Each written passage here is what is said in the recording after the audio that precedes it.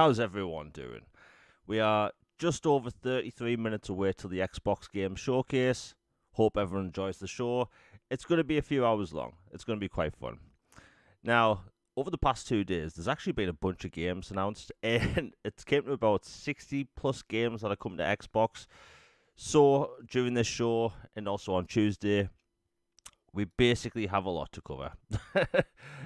Maybe too many games, but that's a good problem to have, isn't it? So, as people are coming into the chat, let me know how you do, let me know how the audio is. I've had to set things up slightly differently this time because I'm broadcasting a live stream. On the live stream after 30 minutes.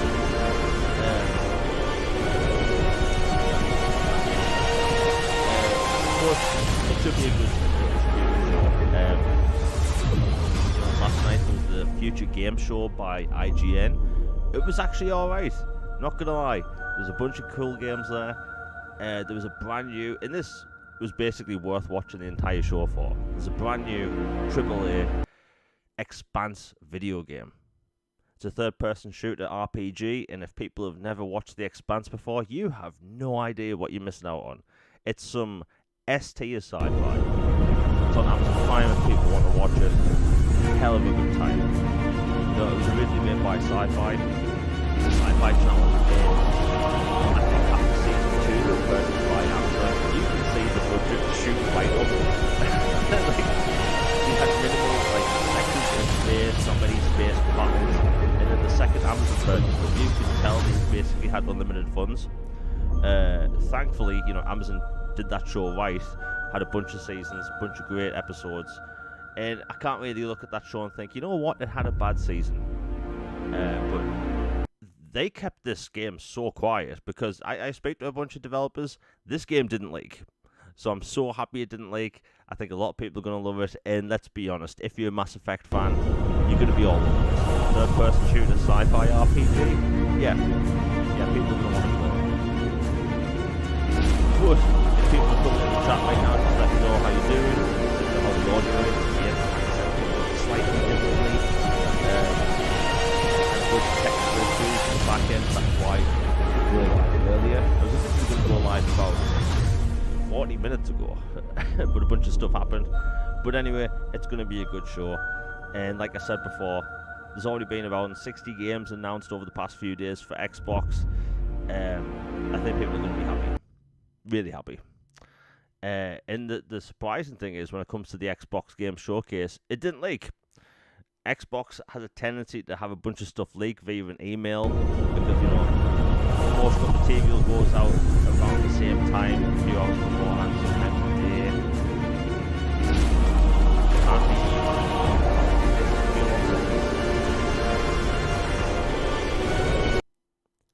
Okay, is that any better now? Again, I've had to set up things very differently. So, if the audio sounds different, the sources might be all messed up. I'll fix that up before the show goes live. But you're going to be able to watch it with me. I'll talk over it in between sections and all that stuff. But yeah, let me know if the audio is good. Again, normally with a podcast, I have all these preset settings. So all I have to do is put in the video for gameplay and literally hit stream. But with this, I've had to start from scratch. It's been such a I'm trying not to swear, a pain in the a-hole. So I apologize for the audio being messed up, because when you hear me talk and you hear music sometimes over video, I can't hear that on my end. So that's why you have a lot of streamers asking if they can hear you, because if there's music in the background video like there is right now, I can't hear it. So thanks for letting me know. Bit of a weird issue. I'm excited. I'm excited for the showcase. And look, I've tried to watch every single showcase over the past few days. I love all of them. Hell, I even watch the Oculus showcase whenever they have one of those. I think they're called MetaQuest Connect. I don't use VR, but I'm interested. I need to cover gaming.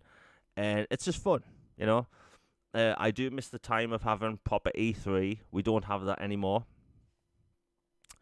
And unfortunately, this is what we have now. We have, Summer Games Fest presented by Jeff Keighley, hosted by Jeff Keighley, starring Jeff Keighley, wrote by Jeff Keighley, everything Jeff Keighley. And then we had Future Game Show yesterday, which was actually surprisingly good. There was around 26 games yesterday announced for Xbox, 2 of which are already out, but we'll include those anyway. I think one of them was a new update for the finals. I haven't ever played the finals. I keep getting told to. But seeing how the Sweaters play Call of Duty on a weekend, maybe I'll take a step back and I'll just watch people on Twitch. Because that maybe isn't for me. I'm just getting onto Warzone, I post the occasional clip on Twitter now. As you can tell, getting pretty good. But Warzone is a completely different style of pace to regular multiplayer. But yeah, back on topic. It's going to be a fun time. And for people that couldn't hear me when the show started, again, I apologize. But the biggest game that was announced yesterday, and it's coming to Xbox, and that is The Expanse RPG. Big budget, AAA, sci-fi, third-person shooter, coming to Xbox, and if you're a Mass Effect fan, you're going to be all over this. And I love The Expanse. The Expanse is like S-tier sci-fi. It really is. And honestly, it's kind of funny because for the longest time, and this isn't something I've really mentioned on social media, if you're a Star Trek fan, you've kind of acknowledged for the longest time that we won't get AAA Star Trek games. And then here we have The Expanse, which is a smaller TV show, smaller IP, and there's this clearly $100+ million RPG. I've always dreamed of having a Star Trek game that's kind of like Mass Effect. I'm never going to get that because Paramount is the worst company. They're not really, but I'll complain about Paramount at any opportunity because what they've done to Star Trek over the past 2 decades, they don't know how to handle that IP. You have Star Wars thriving, having TV shows, movies, video games, books, comics, and then you have Star Trek where they'll have 10 years in between a TV show. Anyway, this isn't a Star Trek podcast, it's gaming. We're having an Expanse RPG, and even though the IGN thing yesterday was around 2 hours long, it was so worth watching because I'm sick and tired of the... look, I like fantasy RPGs, don't get me wrong. I like The Witcher, I like Fable, I like fantasy games like Elder Scrolls, but at least give us some big-budget sci-fi games. My God, what's the deal? Right? I've said this time and time again. I think that we see so many fantasy RPGs announced because it's easy to make a game with mountains, boats, dragons, caves, rather than having a sci-fi game with spaceships and hover cars going through fancy cities.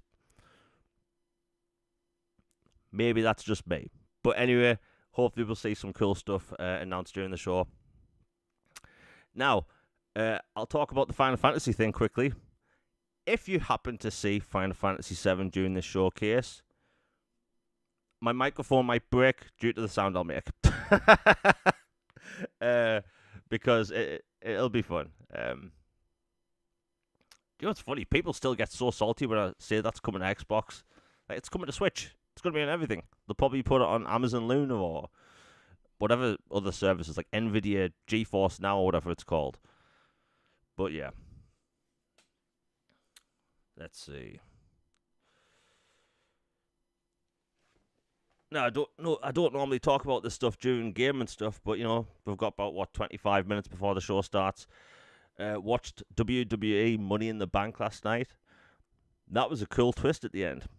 I started watching wrestling again this year for the first time in 20 years, and that's what happened. Not gonna lie, it was bloody good. So many people are complaining about wrestling at the minute, and then that happens. I won't spoil it for people who haven't watched Money in the Bank yet, but probably the best twist in wrestling in a very long time.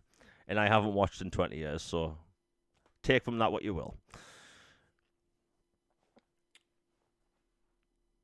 Now, since I'm doing this stream differently to how I normally do, I will set the Xbox Showcase stream live about 3 to 5 minutes before the show starts, just because, the timing can be a bit different. I'll sort all that stuff out. How's my health been? Good. Good. Thanks for asking. It honestly, for people that don't know, like a bunch of podcasts ago, I was talking about how I got bronchitis back in November. Truth is, I've had like struggle. I've struggled breathing up until about April. Uh, it's not nothing where you can talk about it. But it's something I will eventually get over. It comes with bronchitis. I wouldn't recommend bronchitis to anyone. That is not pretty. One of my mates' wives told me like a while back she had it for like 6 months, and I thought, really, is that a thing? 6 months for bronchitis? Yes. Turns out 6 months for bronchitis is a thing, and I'm still like on the back end of it. You can't hear it in my voice or anything now, but like when I breathe, sometimes I could just randomly get out of breath just by doing nothing. It's horrible. But thankfully that's in the past. I'm getting back to working out every day now. I'm taking vitamins, which is doing the world of good. I live in the UK, right? We have no, sunshine most of the time. You have to take vitamin D because otherwise I look like a ghost. It is what it is. Now, before the show goes live, I'll go over a bunch of the games that were announced over the past few days because there's been a bunch of cool stuff announced. And, I give Jeff Keighley a lot of flack because I do feel like he wants to be the face of the game industry and he's not fair across the board. He just isn't, let's be honest. But I do think Summer Games Fest had some really good stuff. So you know what? I'm going to go over all these games right now. Quickly, I'll check Twitter to see if my message went out. Let's see. Okay, a lot of people are getting really hyped. Okay, so these are all the games that were announced at Summer Games Fest show that are coming to Xbox. I'll start from the beginning. Mortal Shell 2 coming 2026. That looks really good. I was actually going to live stream that, but Jeff Keighley's shows tend to have a lot of licensed music, and I didn't want to risk it. But yeah, I guessed Mortal Shell within like 2 frames. that main character sticks out like a sore thumb. It's definitely Mortal Shell. So yeah, Mortal Shell is coming 2026. I think the first one is on sale right now. Sonic Racing Cross Worlds is coming out in September. Looks really good. It's also going to have a season pass where the first map is basically going to be Minecraft and you're going to get to play as Steve. Next up, they showed Code Vein 2 coming 2026. That's basically anime Dark Souls, and if you haven't played the first one, I highly recommend it. It's a bunch of fun. It'll kick you behind, but it's a bunch of fun. Next up, they showed off End of the Abyss. It's kind of like an isometric...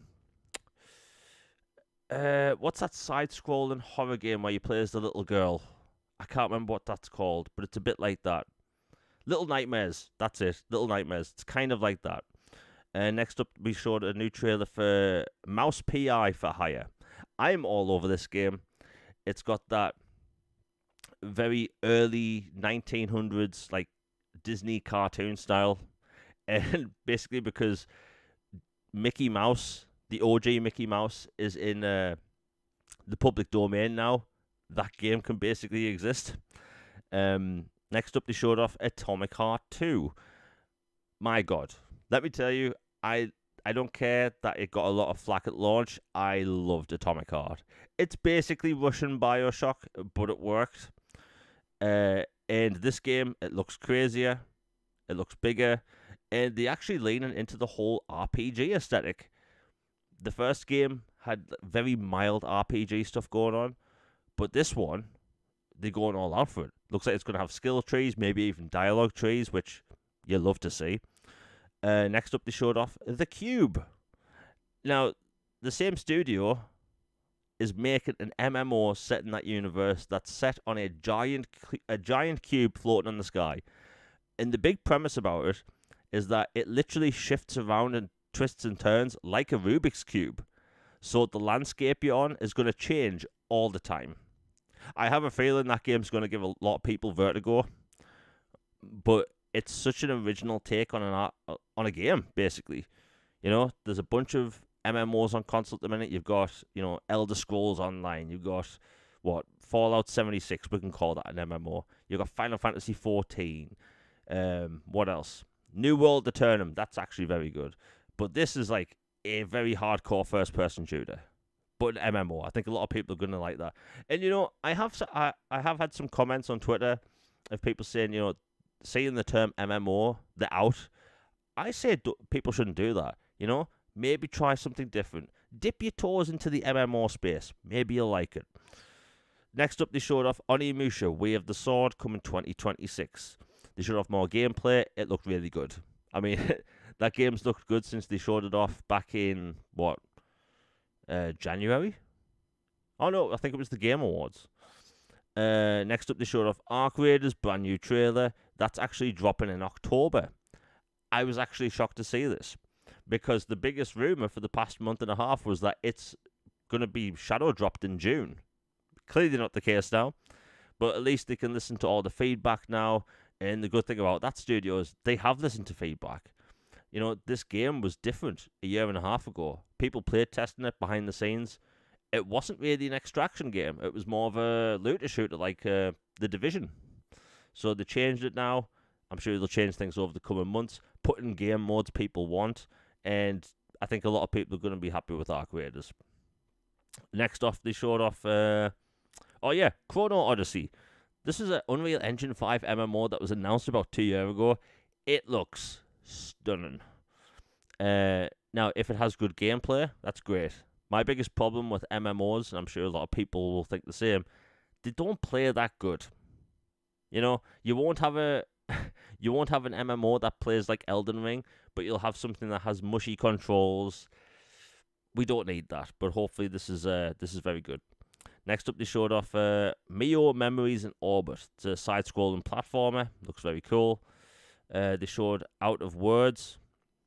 That looked cool. Marvel's Cosmic Invasion. It's kind of like a shmup-style game set in the Marvel Universe. It was actually announced about 6 months ago. It looks very good. Next up, they showed, Mafia, the Old Country.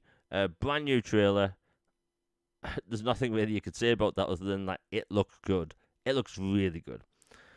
Next up, they showed Lego Voyages, which is a 2-player co-op adventure game. It's hard to describe. You have to watch the trailer. Next up, they showed Nicktoons and the Dice of Destiny. It's hard to describe what that is. It looks like a Diablo for kids, and I mean that in the nicest way possible. Then they showed off Lies of P Overture, which was a shadow drop. Now, the funny thing about this expansion, it was originally listed for September. So I can't remember any time in the past where a developer shadow dropped an expansion that was meant to come out, 3 months from now. So, hey, and for people that don't know, apparently they've added difficulty modes. So if you liked the game to begin with, maybe you thought it was too difficult, maybe you didn't think it was difficult enough, you're going to be able to change all that stuff, which is really cool. Next up, they showed off Jurassic World Evolution 3. I mean, what can you say wrong about that? It's more Jurassic World Evolution, more biomes, more, kind of events. It looks like there's going to be more dynamic events that could happen on the island with, volcanoes erupting, maybe more dinosaurs can get out the park and eat people, that type of thing. They're basically going to make those games until, we all, in the ground. People keep buying them. Nothing wrong with that, but, those types of games sell really well. Next up, they showed Dying Light the Beast. This game, my God. Kyle Crane is back from the first game, and Dying Light is incredible. I will glaze Dying Light all day long. The first game, incredible. The second game has excellent gameplay. It's just the story wasn't as good as the first. That being said, I still recommend both games. Next up, they showed Mixtape. This game's also launching in Game Pass, I believe. Then they showed a game called Tower, Guardians of the Sacred Tree. Next up, Scott Pilgrim EX coming 2026. This is a full-on sequel to the Scott Pilgrim game that came out in 2010. So one, people thought that original game was never going to come back ever, and then it did. And a lot of people thought it would never get a sequel. So you love to see it. I'm sure Scott Pilgrim fans lost their marbles because that IP has had next to nothing going for it since that movie came out. Next up, they showed Mind's Eye and a Hitman crossover. Look, I'll be honest, Hitman. Mind's Eye has been getting a lot of flack online. I think Mind's Eye looks good. They haven't been crystal clear up front with what kind of game it is, but now we do know, and it comes out in 2 days' time. The main character is the actor from Mafia 3. He's really good in other games. Like, I'm sure people are going to be happy with this. When you have a name like Leslie Benzies in a game, or working on a game, who worked on, Red Dead Redemption and GTA 5, I'm willing to give the studio the benefit of the doubt because he clearly knows how to make good games. And they have huge ambitions for that game, by the way. It's going to get multiplayer. There's going to be player-made missions.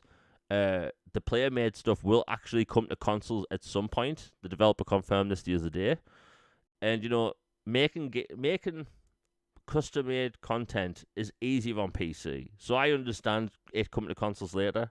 I mean, PCs are just far more capable with that stuff. Let's see. See if anything's going on Twitter at the minute.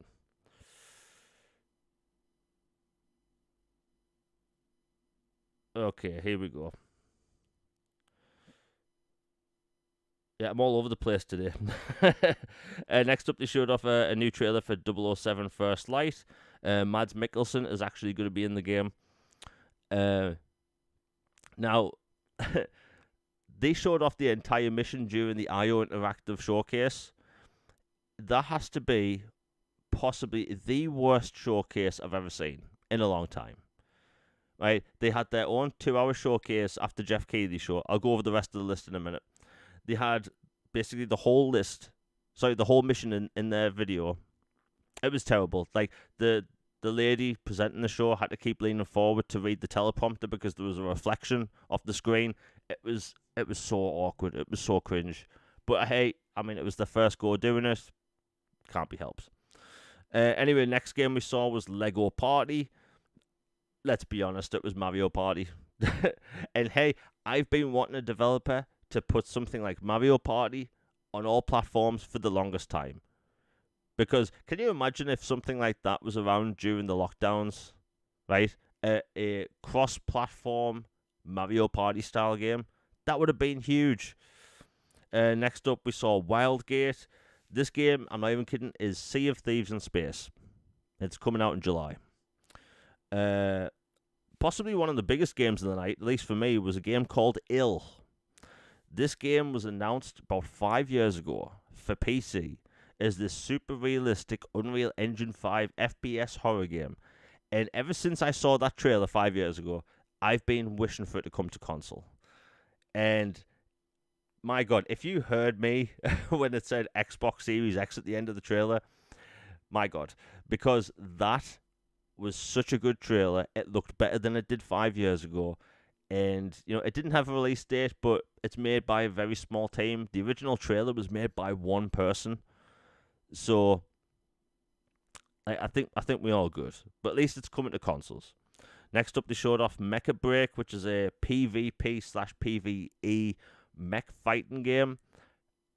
Honestly, it looks really cool. It looks like you play as Gundams, or at least something like Gundams. Next, they showed off I can't pronounce this game. I'm going to butcher it, so I apologize. Infinitesimals. It's basically sci-fi Bugs Life. I'm all over this game. I'm not going to lie. It's coming out in 2026. It's a third-person shooter sci-fi game where you play as a cricket in a tiny world, but bugs have access to sci-fi technology. It sounds like the best thing ever. Next up, they showed Wu Chang Fallen Feathers. This is a brand new trailer. It's also coming to Game Pass. Splitgate Battle Royale, which is available now. The announcement of that didn't go down that well. By the way, if you're a developer listening to this, if you have a cool, interesting idea for a game, do not crap all over other people's games, right? It doesn't matter how much they get memed. Just Do not crap on someone else's game to advertise your own. That's in poor taste. Whether your game's good or not, or whether people like the state of Call of Duty or not, I like Call of Duty at the minute. Going out on stage and doing that, it's distasteful. Next up, Resident Evil 9 Requiem. Now this game, they kind of bait and switched us saying, hey, let us cook, and then they got the trailer at the end. And it looks like, return it to Raccoon City, which is really cool. And what can I say? I think people are going to have a lot of fun with that one. Let's see. Okay, the show starts in about 6.5 minutes. It's almost time. Let's see. Okay.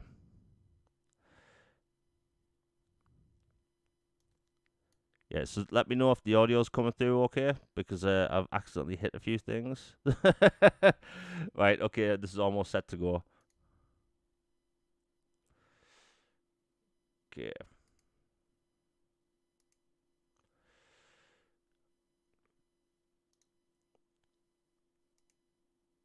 Let's see.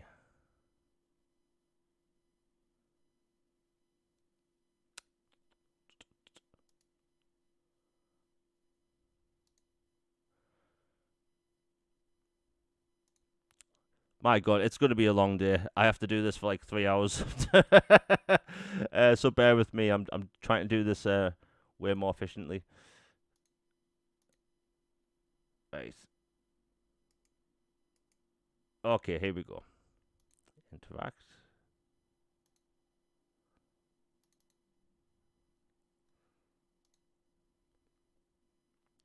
Right, I figured out how to do this. Okay, bear with me. My God. Yes, remove. Okay. Yeah, right, so this goes live. Yeah, okay, 6 minutes. I can do this. Oh my God, I'm stressing. Right, because last year I did this a completely different way, so just bear with me.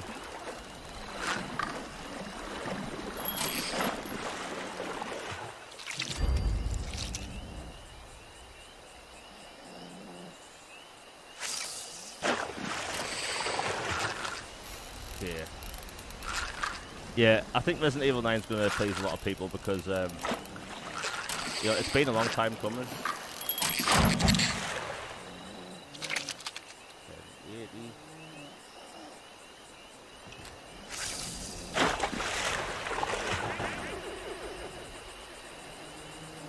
Oh, of course, I fucked it up.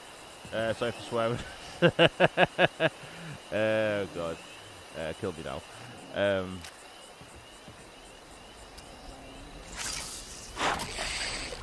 Yeah, now if all the leaks are true, that means we're actually getting an open world Resident Evil game, which I don't know if that'll happen, because, that is a tall order, especially for that engine, but I mean, it is Capcom, so, like, who knows what's going to happen, really. Right, sorted, we're good to go.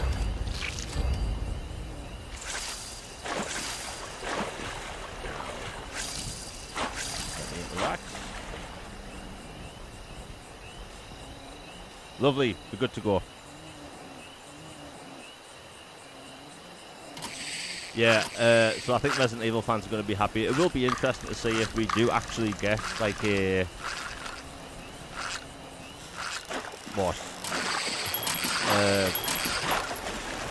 Resident Evil, like, Zero remake, or a Resident Evil, Code Veronica remake. I think that will be interesting.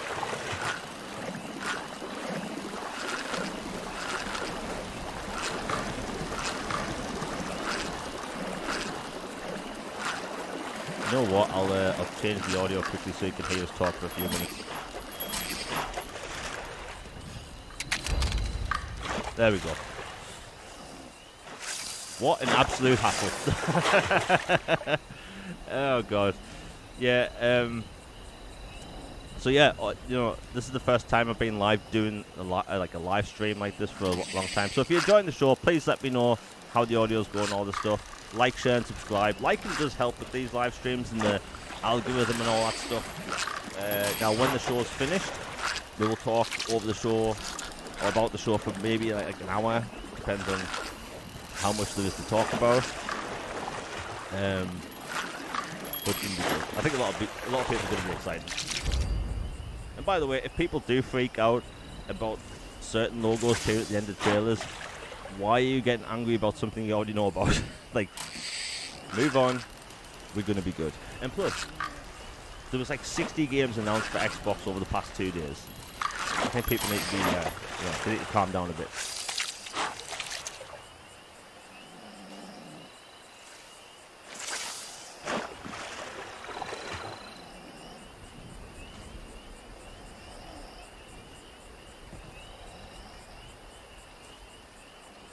Right, it's starting in just under 2 minutes.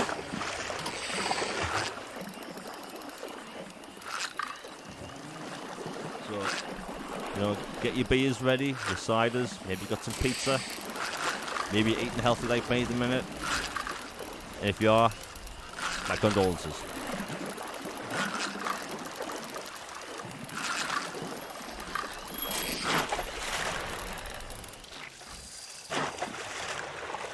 Oh yeah, so for people that are joining, when the show finishes after the Outer Worlds 2 Direct, please let me know if I've left the audio source on, because I'll forget to mute it. So when I start talking, it'll be like the beginning of the show. So if I forget, just someone please let me know in chat, and I'll fix that. Literally a quick fix. Should be good.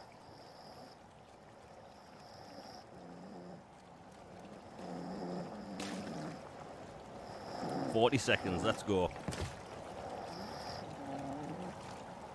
It's like Christmas 2.0.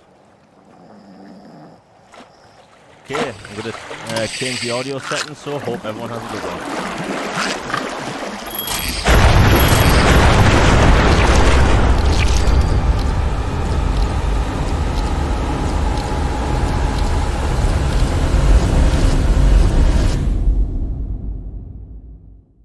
Here we go. I'll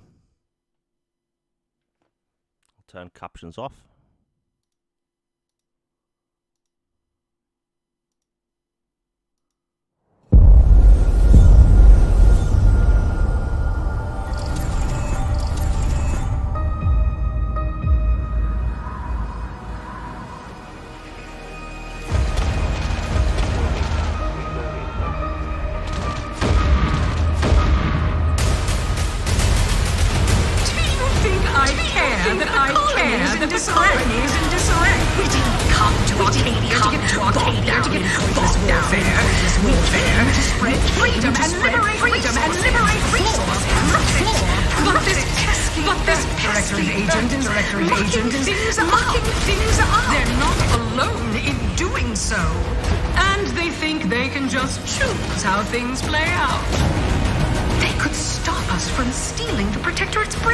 Technology, which we need to improve our market share.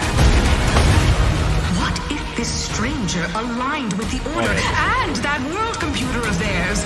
That could be the key to closing the rifts that threaten the colonies. So, you see why this menace must be wiped from the face of existence. Or, better yet, brought to our side through the power of capitalism. Now, let's get out there and buy our way to victory! I'm yearning and yearning for you. My heart and red and My God, this is every last bit of my way. Every last bit that I'm paid. Yeah, sorry if the audio last doubled, bit that that I was my fault. save is intended Again, for I you. haven't done this yet.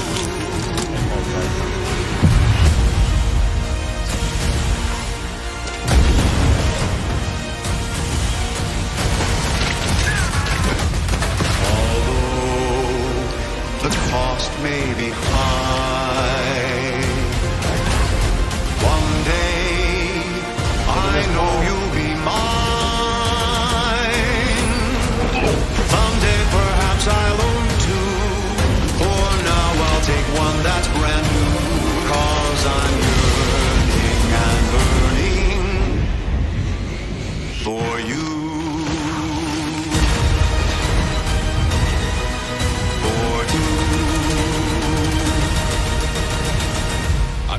theater made for capitalism by capitalism. Inflate our impressions and egos by staying tuned after the showcase.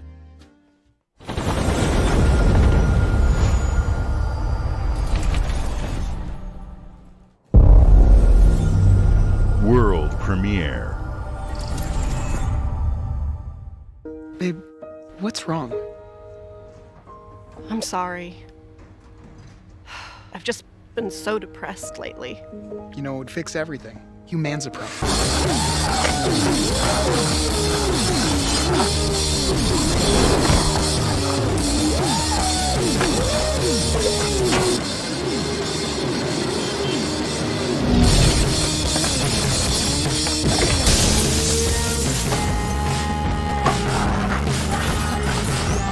No way.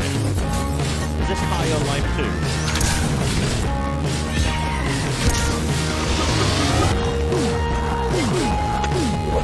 Oh my god, this is high on life too. But with an actual budget.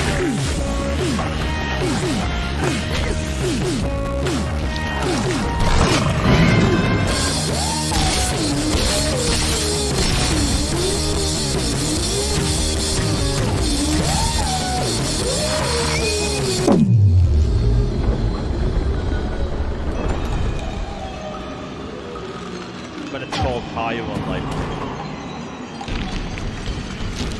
Yeah, humans are barely sentient. Scientists have done studies, and their brains are like half the size of ours. Yeah, this has to be high on life.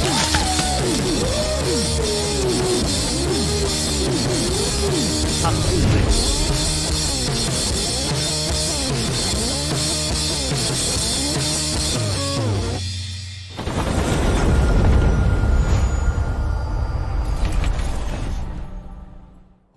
Yep, high on life too. World premiere. Love to see it.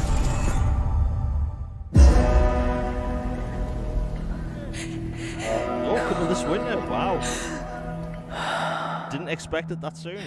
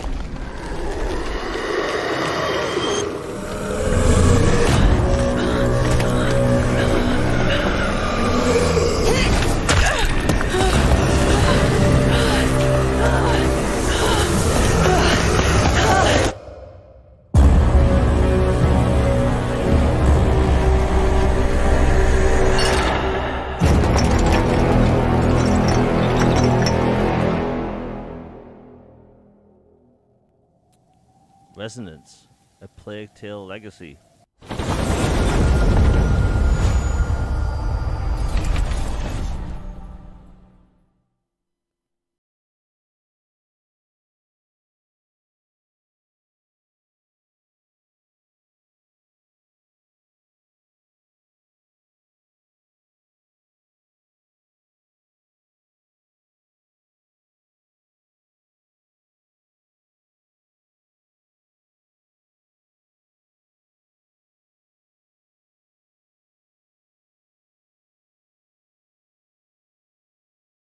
Device.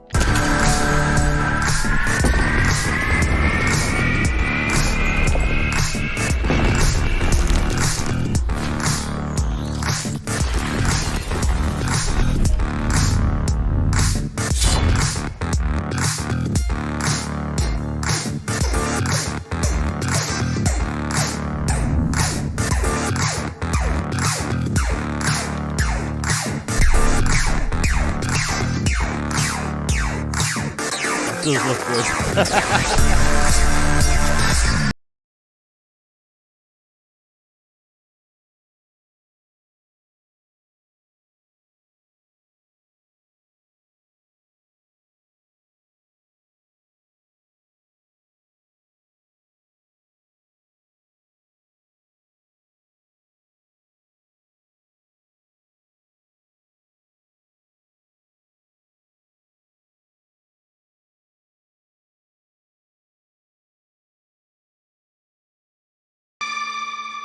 Oh, it comes in white too. At Xbox, we strive to put the player first. And that's what you've seen from us over the years. We've led the industry with backward compatibility. We championed crossplay and cross-progression. We delivered Game Pass, first on console, then on PC, and with cloud gaming. So what's next?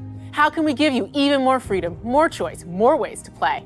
Our next step is to unify your gaming no matter where you buy or play. So we're building an Xbox experience designed for players, not locked to a single store or tied to one device. The Xbox Ally is an Xbox you can hold in your hands, bringing together the power of Xbox and the freedom of Windows. On this Xbox, you can play games across your entire library, including all the Windows PC game stores, from Xbox and Battle.net to Steam, GOG, and Ubisoft Connect. And the highly anticipated Hollow Knight Silksong will be available at launch and in Game Pass when the Ally releases later this year. In fact, every new game you see in today's show will be playable on the Xbox Ally. The Xbox Ally. We have always wanted you to have the unique experience of Xbox on any screen. That's why we're investing in Xbox Play Anywhere. Whether you're playing on console, PC, smart TV, or any Windows handheld like the new Xbox Ally, the Xbox experience roams with you. Your library, progression, friends, and achievements. There are over 1,000 Xbox Play Anywhere games on Xbox today. And every new game you see in today's show, from our partners and our studios, is Xbox Play Anywhere. And because it's Xbox, you can always have access to Game Pass with a diverse lineup of games from the biggest franchises to critically acclaimed indie hits. This is the freedom we believe players should have. Any game, anywhere. And we are giving it our all every day to make this vision real. But it all comes back to the games.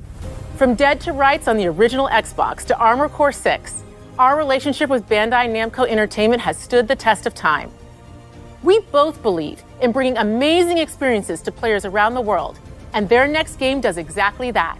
From Rebel Wolves Studio, this is a story-rich action RPG steeped in dark fantasy that I can't wait for you to explore. Thank you, and enjoy the rest of the show.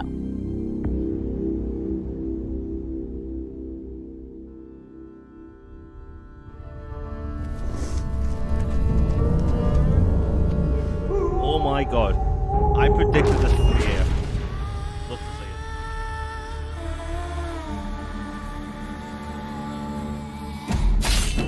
it. This is made by ex-CD Project Red Development.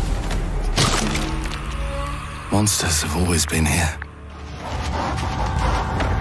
watching from the shadows. And when we were at our weakest, they came out into the light. We feared for our lives, but we should have feared for our souls instead. The vampires didn't come to kill us. No, they came to rule. To turn us into mindless, docile cattle. Not me, though. They tried to change me into one of them. But I became something else instead.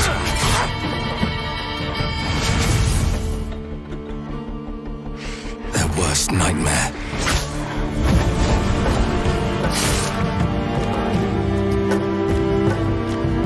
A Dawnwalker. Trapped between the two worlds. Fighting to even the score. Fighting to understand the evil behind it all. He is out there watching, seeping into you, growing.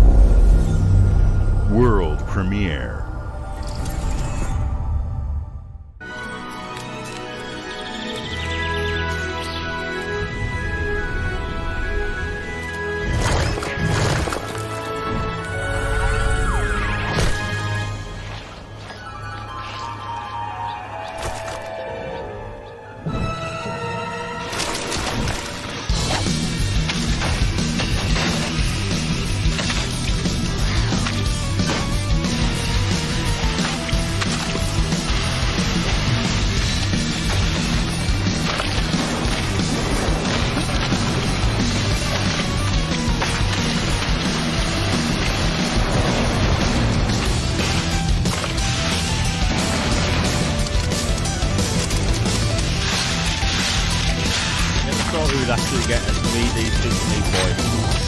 What a time to be alive. Super Meat Boy 3D! Not gonna lie, that looks amazing.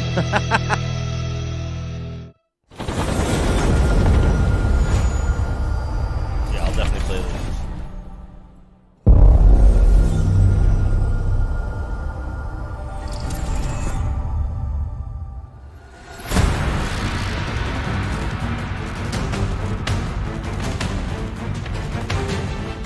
Watch your back, Yakumo. You're a wanted criminal now. I'll kill the Dark Dragon myself. It's my mission. My duty as a Raven Ninja.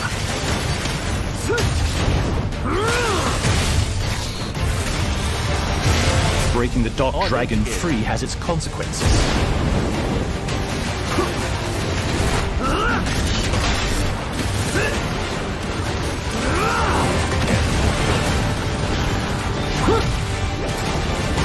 This is it. Sayori. Ryu, there's something I need your help with.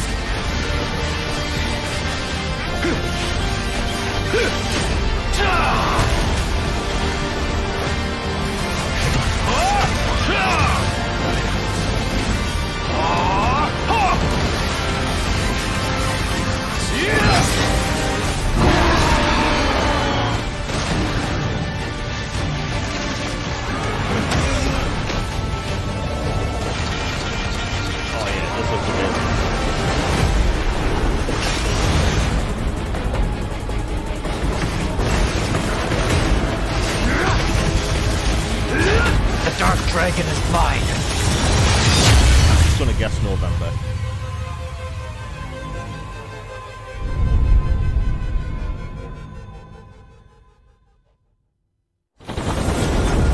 You know what? I think it'll come out in October. October seems like it.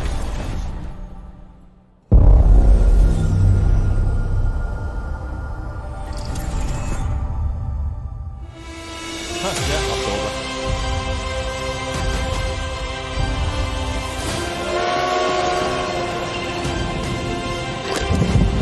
Here we go. Good luck, Indy. What are you doing, Jones? Are you crazy?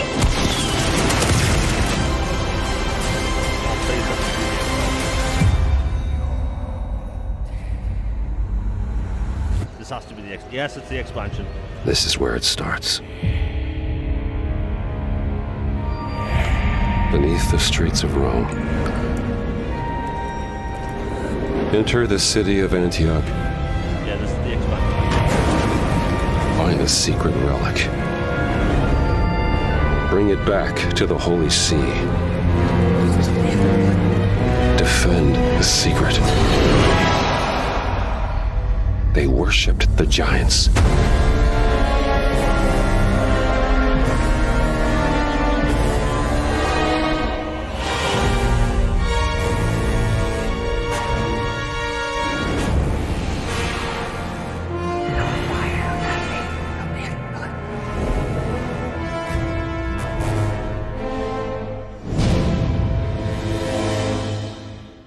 That's coming this September. Nice.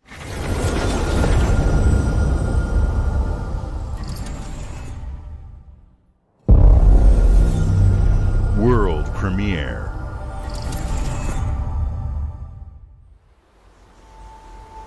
Yeah, just let me know if the audio's okay. この国に輪廻の獣が現れた。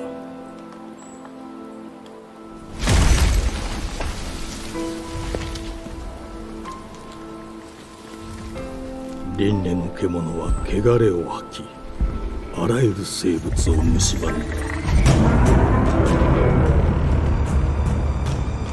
Oh my god, this isn't what I think it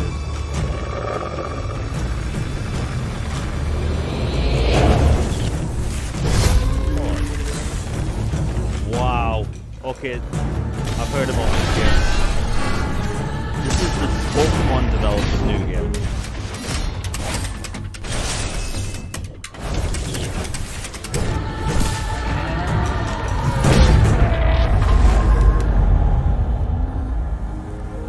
safe to say it's the 西暦 prettiest Game Freak game 4026 ever. 年人類は滅亡を待つのみ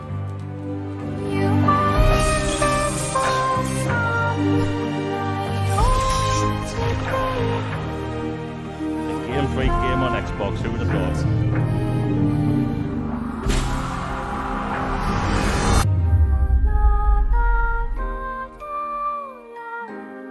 封じ子エマ、お前こそが輪廻の獣を滅ぼす刃となる。 Oh, I'm all over this. Beast of Reincarnation.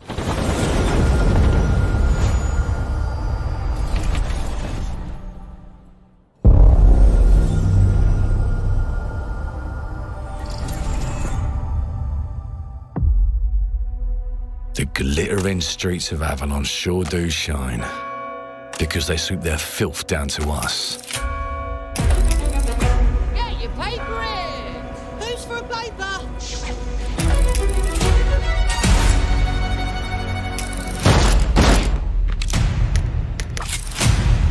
Here's to playing in the mud.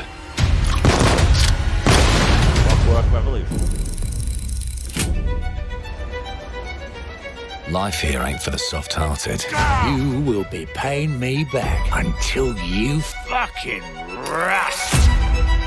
It ain't for the spineless. Keep your filthy pickers off me! And it sure as shite ain't for the decent. That's a clean sweep for one of There has been a crime! Justice itself has been affronted! I have been burgled! Yeah, this is In Exile. Lord Griswick. Burgled! Yes, I got that part. Do you know anyone who might wish you ill?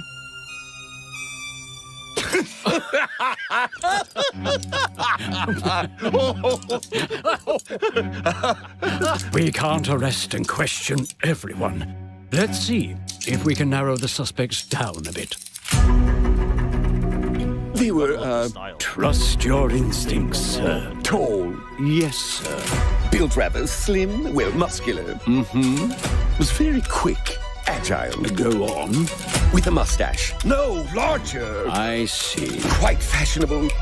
That's the fiend who robbed me. They got my good side this time. Breaking in is the easy part. Your brandy, sir. Getting away with it is the real trick. These candlesticks ain't gold. Worthless and dull, just like you. Nah, I have a customer. How can I help you? I'd rather talk to you, Errol. Sounds like I'll get a better deal. You talk to me first, and him never. Got it? Uncle's a bit touchy, ain't he, Errol? Touchy! I say I'm touchy! There. Anything else you'd care to say to Errol? Brains. If I hadn't seen it with my own eyes, I wouldn't have believed it. Round here, it's all sharp edges, Hardcore RPG. empty pockets, and blood on the cobbles. Goodbye, Silas. No, no! In Exile can do when they have lunch. I'll hurt you, you fucking meatsack! I'll leave you with a pissing bed of pieces! You'd either got a gang at your back, or a knife in it. We're family here. Family takes care of its own. Can't put a price on that, can you? Them's in charge. They don't keep order. They keep power. Take this thing into the crucible and melt it. They just want us beaten, broken, and too scared to fight back. I don't want to kill him. That's why it pays to be clever and well-armed.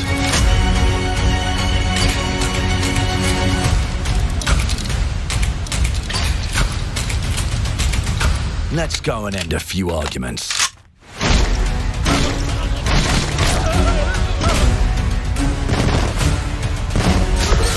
Don't get cocky. They've got a weapon far worse. Time. And if they can rewrite history,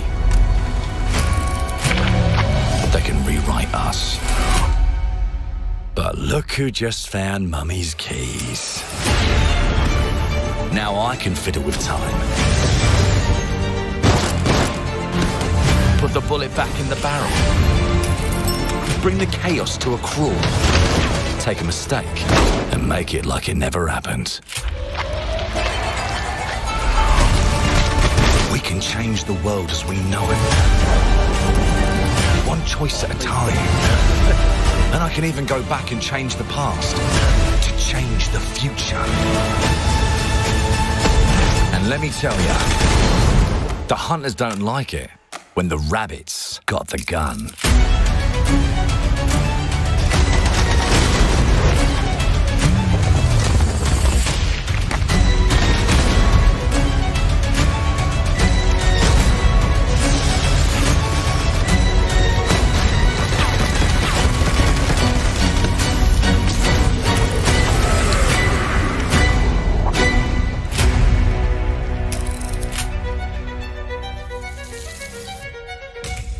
Now let me alone and I'm guessing piss they'll off. do a direct for this.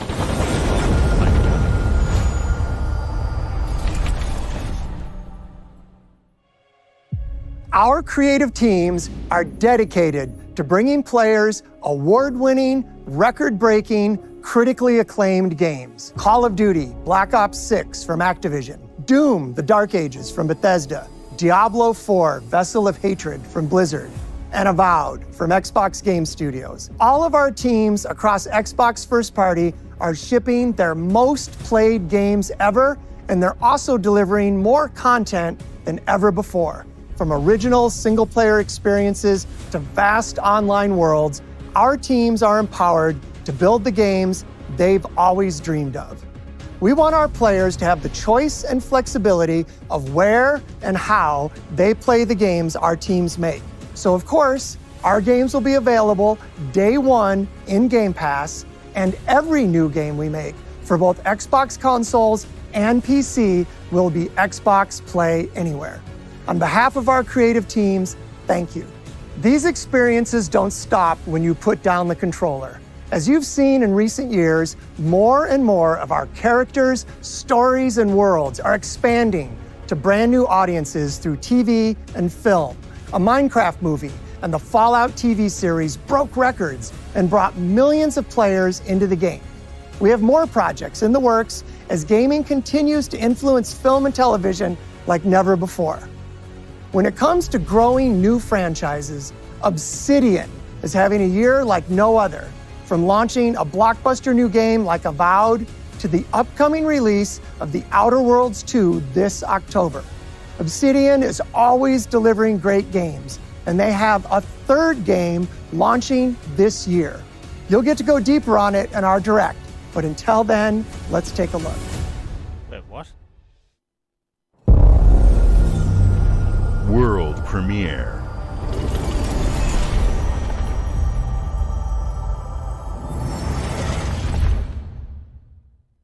I told you, you can't run from me, you foul beast!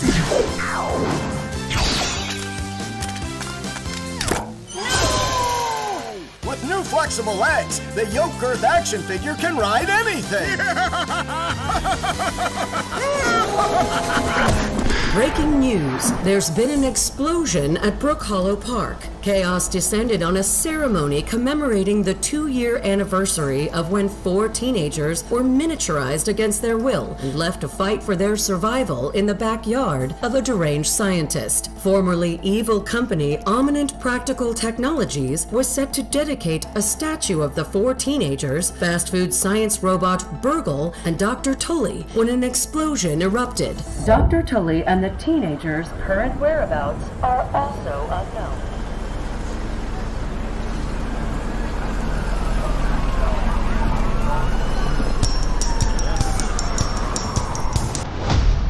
You gotta keep them separated.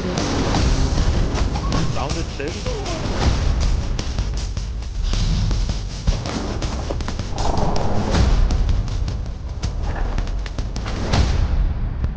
Oh, dude, found it. Yeah, wow. That was quick. This is the first one on the Bavai.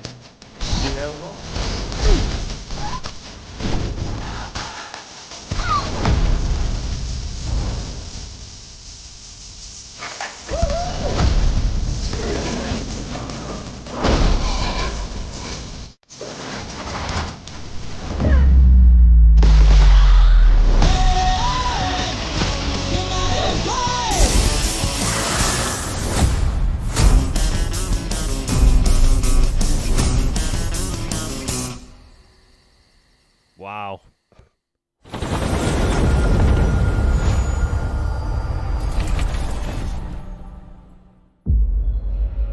The predecessor, ND3500, reached.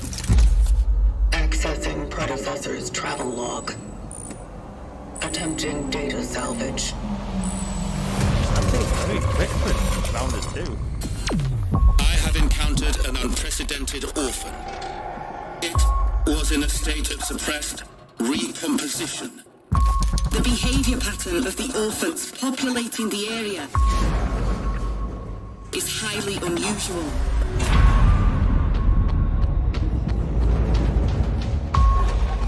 They become exceptionally aggressive.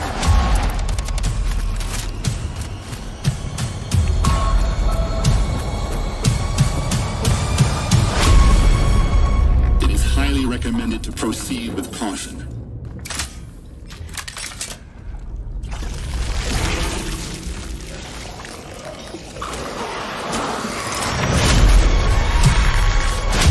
They seem to act more consistently, in coordination. Destroying the nest is now a priority.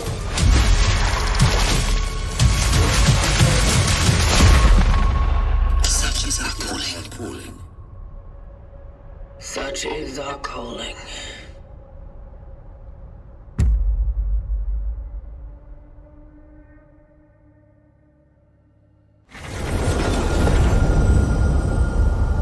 Yeah, this looks amazing. If you like Dead Space, you're gonna like this.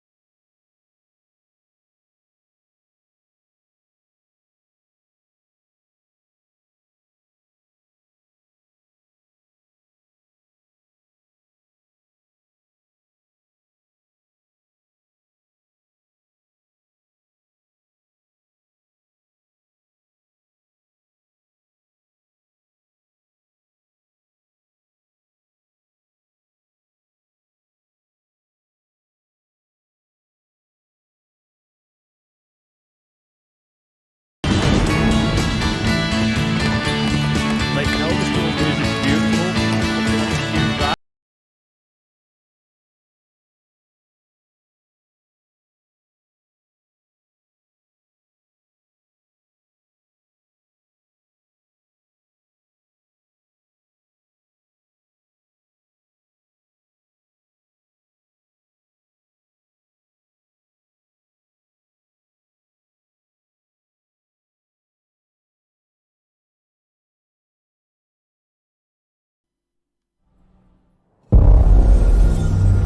World premiere.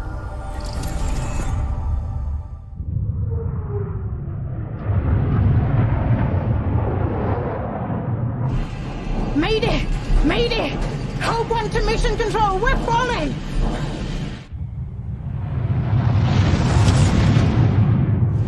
Thomas, the ship's breaking apart. There's no time. Evacuate now! Thomas, come in! Ari.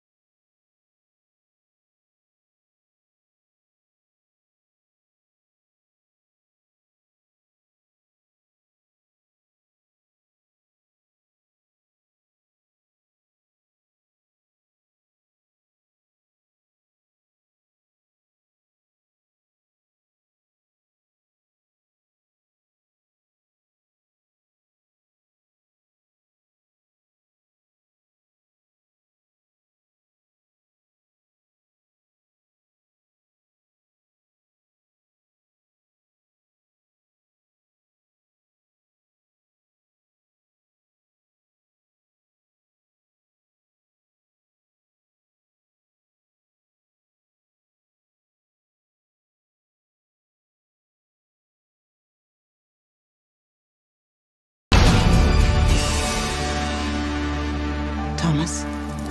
Wherever you are, I'll find you.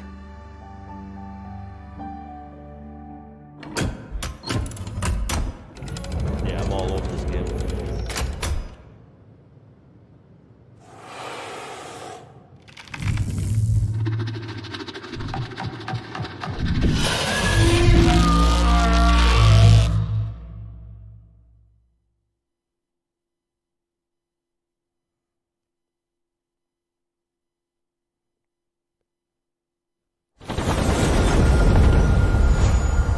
Yeah, I'm all over this. World premiere. Welcome to England, Mr. David. I know this must be a shock, having never met your real father, but he left you this hotel in his will. It's been in your family for generations. Much like the caretaker. He's a little eccentric. You'll see. Let me welcome you to the Grand, a hotel famous across the land. Every room used to be in such high demand. Your wish I'll command here at the Grand. Well, hello there. It looks like you're about to do some renovations. Would you like some help with that?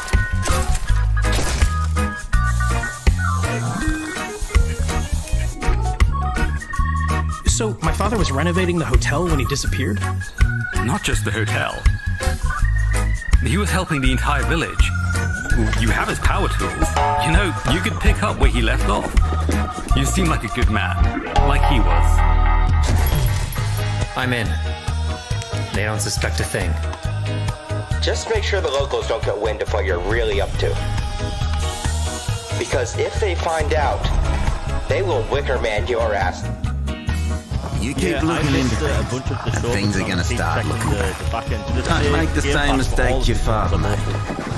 In this place, the only one you can really trust is me.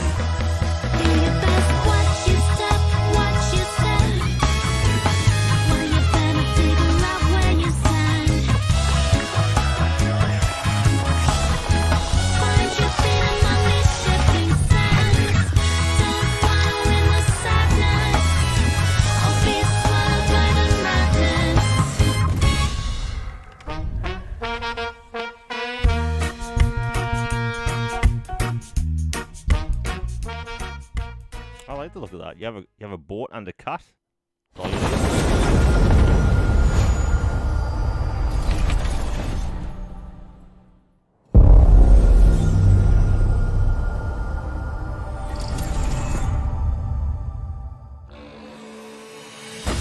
There are as many gods in the world as there are stars in the heavens.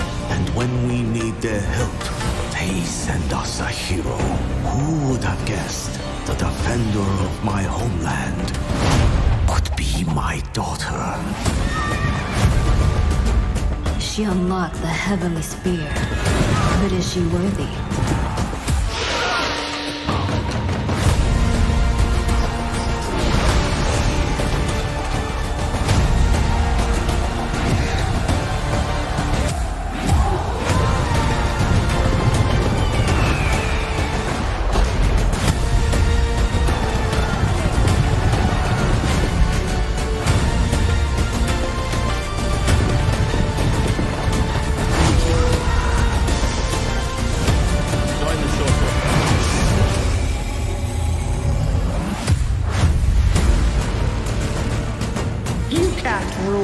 If the heavenly spear is mine.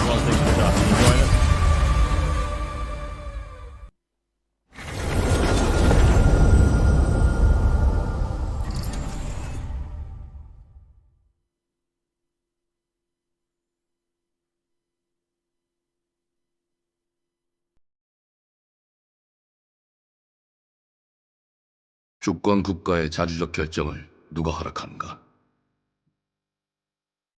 만약 이 결정이 패권 국가의 특정 정치 집단의 이익을 저해한다면 당신의 특정 행동이 대중의 의사결정에 영향을 미칠 수 있으며 반대로 누군가는 당신의 의사결정에 영향을 주려 한다는 것을 인지할 때 자신만의 온전한 입장을 세울 수 있지 않을까. 당신의 입장은 온전한 본인의 판단인가? 그렇게 믿고 있거나 믿고 싶을 뿐.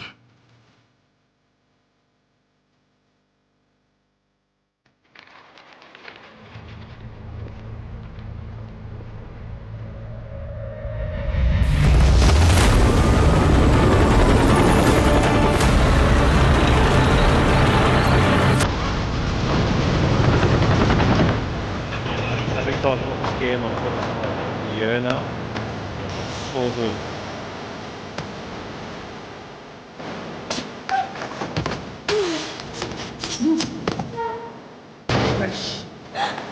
당신은 무엇 때문에 분노하는지.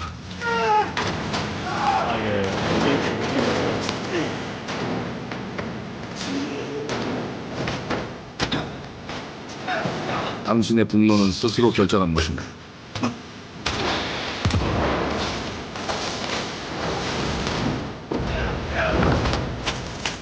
누군가 당신의 분노를 이용한다.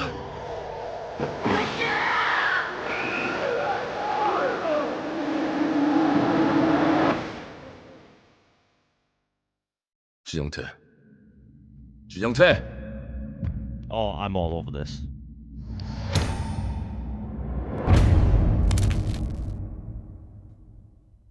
Mudang 2 Hearts. Coming 2026. Yep, I'm all over that.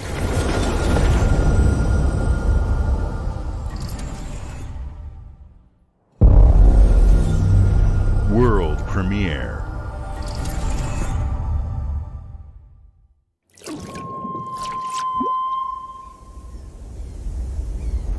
E ora Olaiem loite fatili. Novo. Ilo? Te kemaite mana. Muite unanite waiora. Dia. Novo tu alibemo iwa lotaname. Ona otalima di efema. Teonami.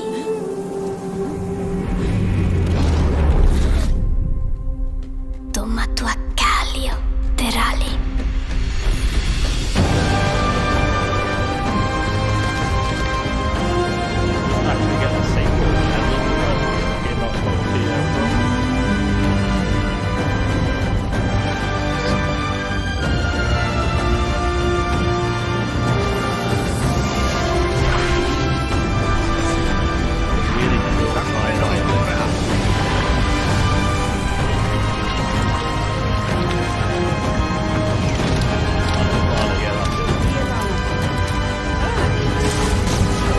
People haven't played Obsidian yet. I never recommend it. I think it's a long game, I'm not sure, but definitely have to try it out. It's so much fun.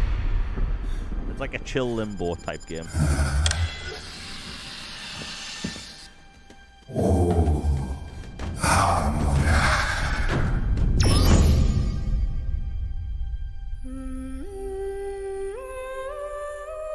Planet of Lana 2.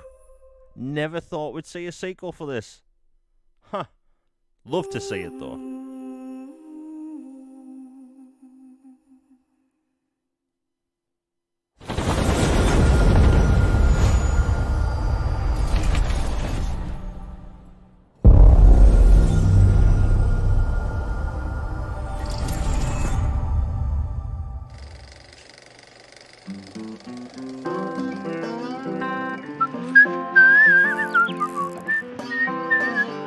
Well, hello there. Beautiful day to relax by the old fishing hole, wouldn't you say? When it comes to fishing, Appalachia is a land aswim with opportunity. Yes, you'll find fish of all flavors in every walk of waterway, from its mightiest of rivers to its humblest of ponds. Just step up to the bank, cast your line, and when your bobber starts bobbing, reel in the rewards. What do you got on there, Jed? Worms! And how are they biting today? See for yourself. Bagging the big fish starts with finding the right tools for the job. Okay, I just found out that there are as many unique combinations of rods, reels, bobbers, and baits as there are fish in the sea. And when you've caught your fill, pop over to the local tackle shop to swap fish tails. Can you smell that? No matter what troubles plague the future wastelands of Appalachia, you can always find comfort in cozy little joys like this. You just gotta know where to look. Vault Life is your ticket to easy living. Design and build your own little slice of paradise. A place to show off all the bits and bobs you collect in your travels. Got a green thumb? Plant your own peaceful vegetable garden. And nothing warms the heart like a neighborhood cookout. Ah, community makes a wasteland a waste home. Join today, and tomorrow you'll be kicking back and sharing a meal with friends in beautiful Appalachia.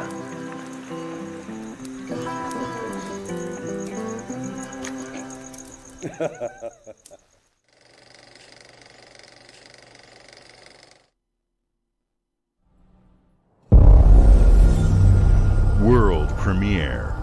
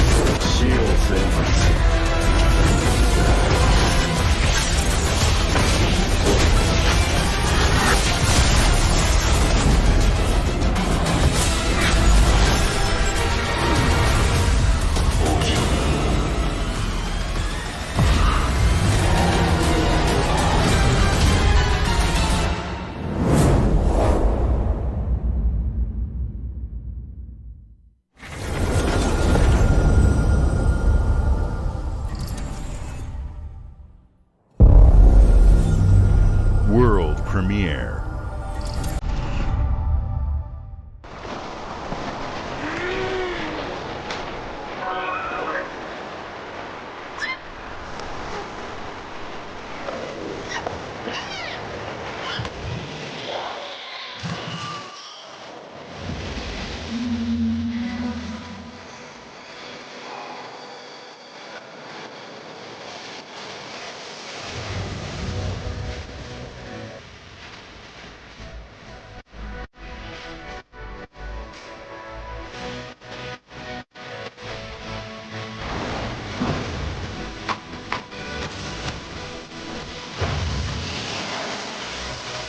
Dear God, nobody tell Nintendo. For the love of God, do not tell Nintendo.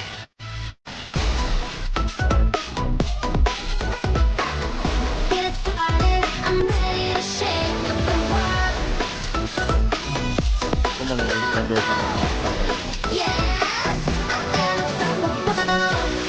Oh, you're going up.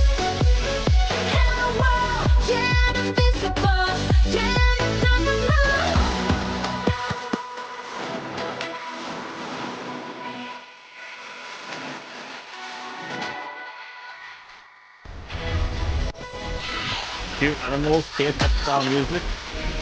What's not to like?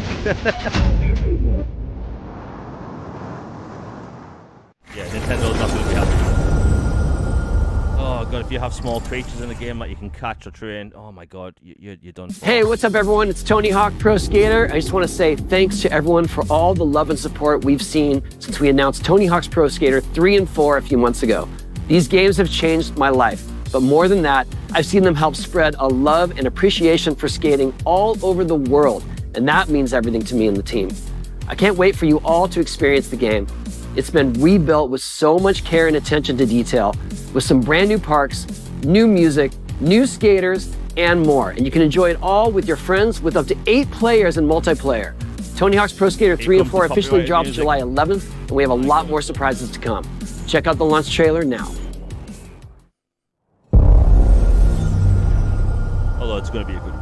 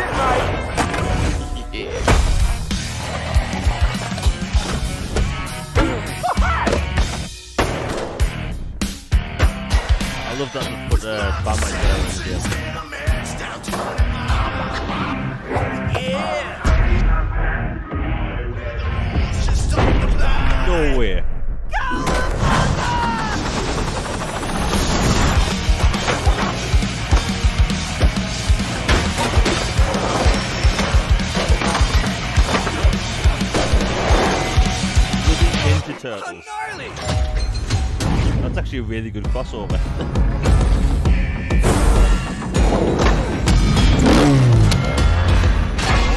You have Barbie, Ninja Turtles, and Doom.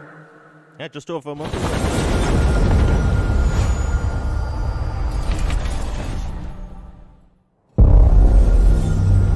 World premiere.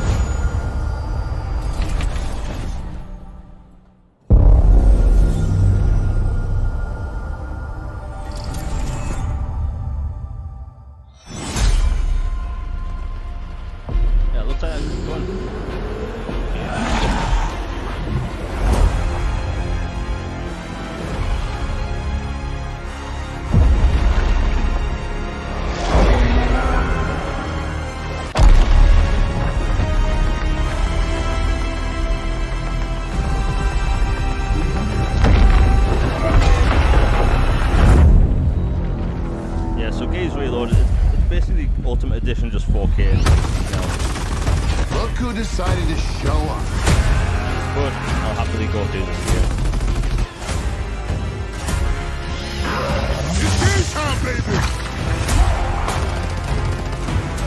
You think you can still find your way back home, Phoenix?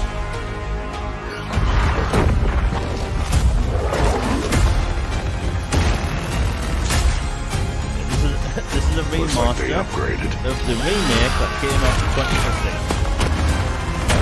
Closure, baby! Let's do this.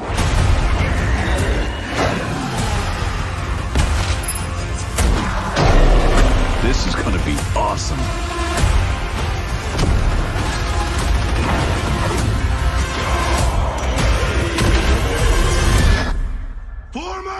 You know, if you own the game digitally, Ultimate Edition, you get that for free as well.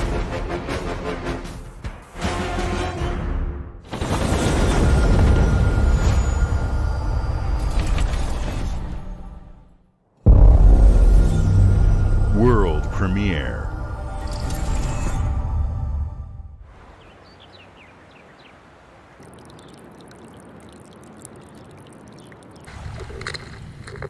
Oh my god.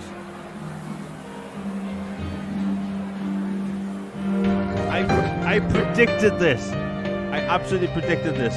Persona 4 Remake. Yes!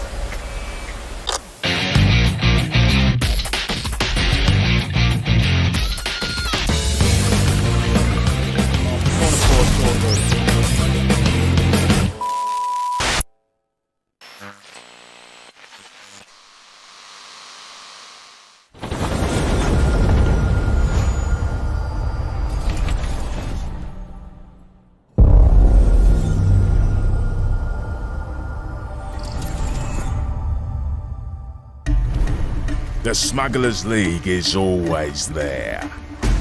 But you won't see us. You won't hear us. And the only way you'd ever know it I know that street anywhere that's Persona is 4. if that's what we wanted. As smugglers, we deal in the goods others are afraid to handle. Guns, explosives. And don't forget the rum. It's a life of danger like no other. So I guess my question is, can you handle that?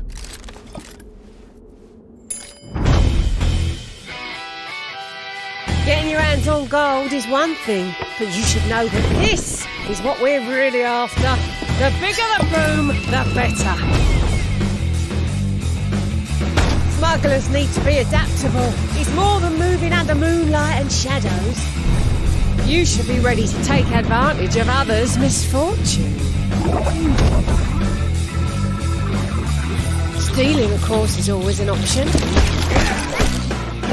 Just do whatever it takes to get the job done. You are pirates, after all. Welcome, my friends, to the Smugglers League.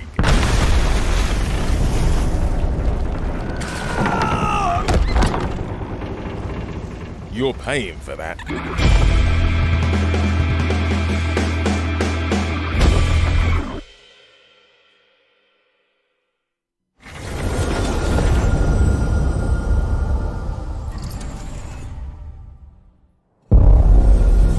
World premiere. Hope you're not in a hurry because northbound is backed up all the way to 18th Street. And the southbound ain't looking much better. This is ridiculous. Please, come on. Are you one of them? You're here, but it's right.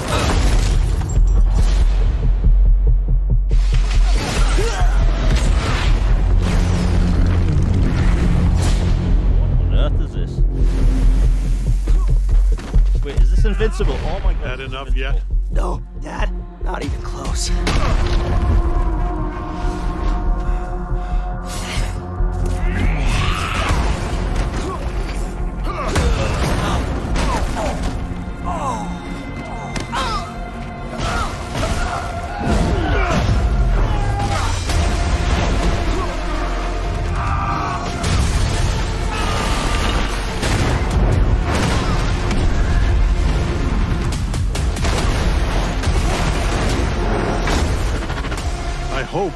you'd understand why I had to do this. Accept our rule or die. That AAA game, honestly, so talking about like. I'd like to propose a third option.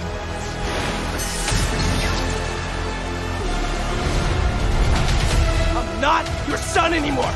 I'm the guy who's going to throw you off this planet for good.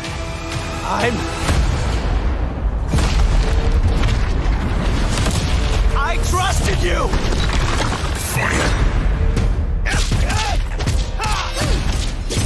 Back off! Ready to bleed? This is over.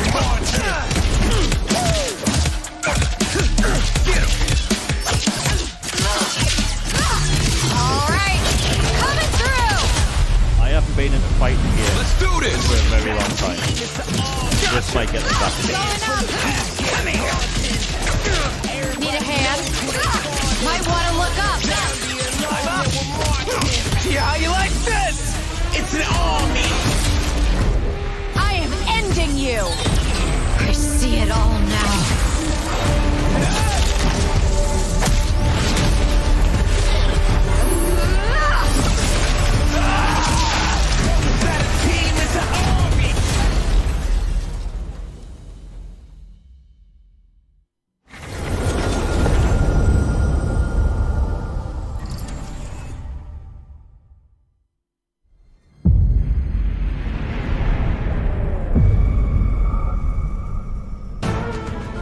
Fuck yeah!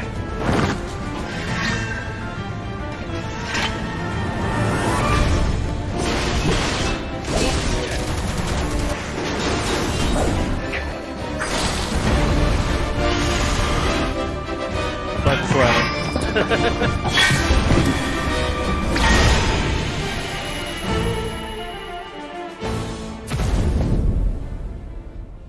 Oh my god. I'm here to even the odds. Any objections? Know your place, little lamb. There's no one to save you now. After 500 years of waiting. You will answer for what you've done! Oh, I'm happy. I'm so happy. Come to me, Ifrit!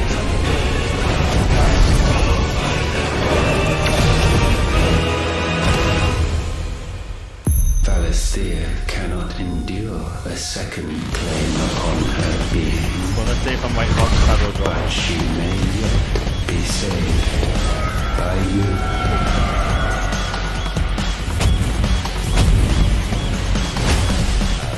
Fucking shadow drop! Oh my god!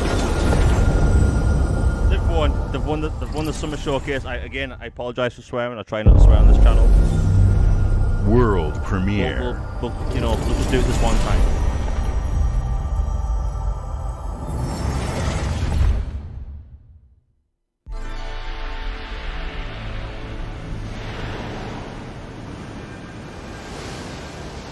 I'm actually sweating.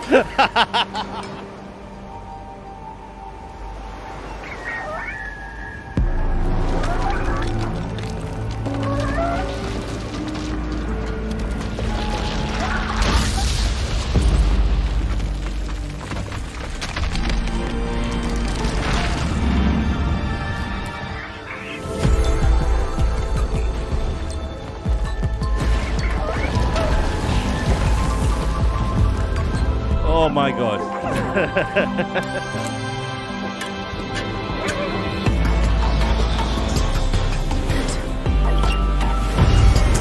Okay, so my stream is flashing for me. Please let me know if it's okay for you, because I can't see anything. I have to watch it on my phone now. I don't know if I knocked something.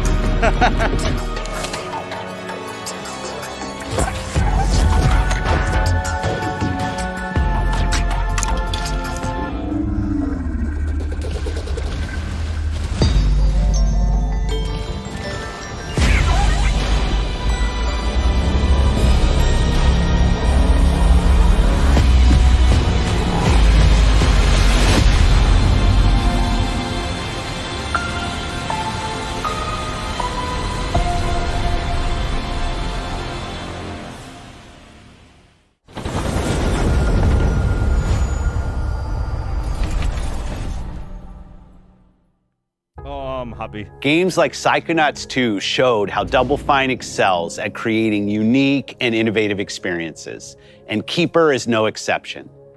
Looking ahead, next year marks 25 years of Xbox. It's a big milestone for the platform and franchises that you helped build and make popular. We couldn't have done this without everyone who's been with us on this journey. As we think about bringing a new generation of players to these iconic franchises, I'm excited to share that players will get to celebrate 25 years of Xbox with a new Fable, the next Forza, Gears of War E-Day, and the return of a classic that's been with us since the beginning. Today, you've seen an incredible range of games from creators across the globe. Creators like In Exile, reaching for new heights with Clockwork Revolution.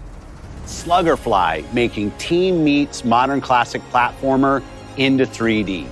Square Enix, bringing more of the critically acclaimed Final Fantasy franchise to our players. And Team Ninja, returning to the beloved series they debuted on Xbox.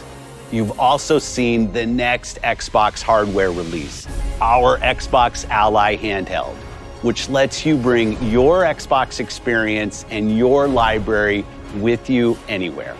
I hope you enjoyed the breadth and depth of the games, updates, and experiences that are coming to Xbox from our partners and our own creative teams. We're seeing more players on our platform and in our games than ever, thanks to all of you. We're proud of the creativity that Obsidian is delivering this year.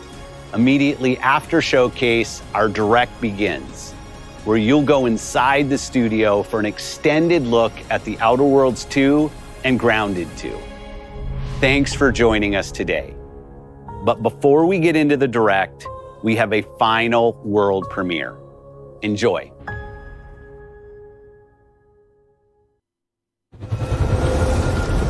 World premiere.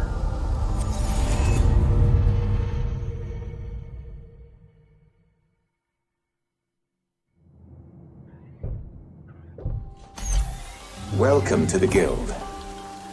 We have been expecting you. Please, follow me. You already know us as a global tech leader. Our software, our systems, combined with our skilled team, is designed to save lives. Your years of service have shown you the importance of our work. It's sci-fi, so I'm already digging it. You'll witness the global scope of that mission in action. Let me introduce you to our esteemed visionary.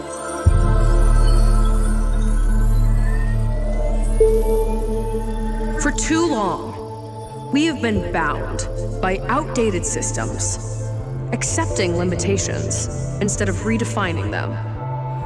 The Guild is safeguarding tomorrow, now. We are pioneering the future of protection worldwide. Our advancements are designed to elevate everyday life, reshaping the future of technology. It's sci-fi, so you know, like, I'm pretty much there day one. I'm Emma Kagan, CEO of the Guild.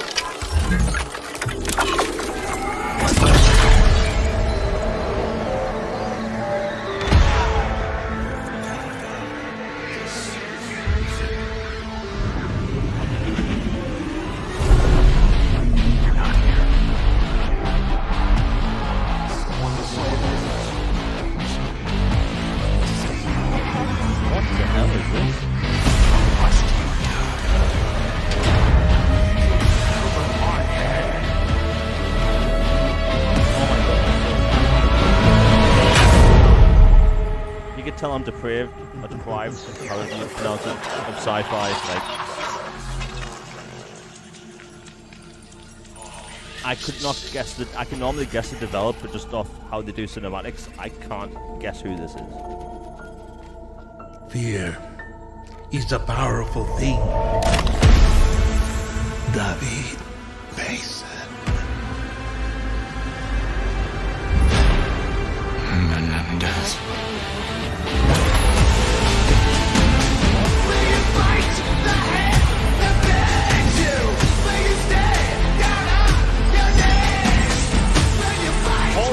Black Ops 7. Could not have guessed what that was.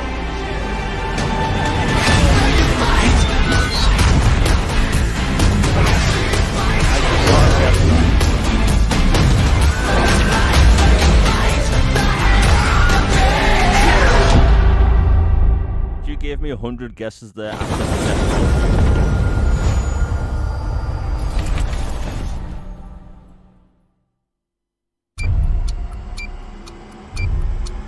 I apologise for swearing during the whole Final Fantasy thing.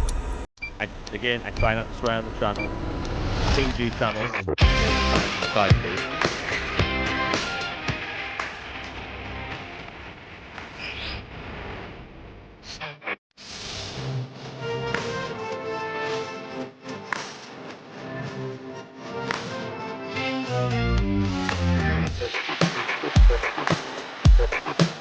Welcome to Obsidian Entertainment.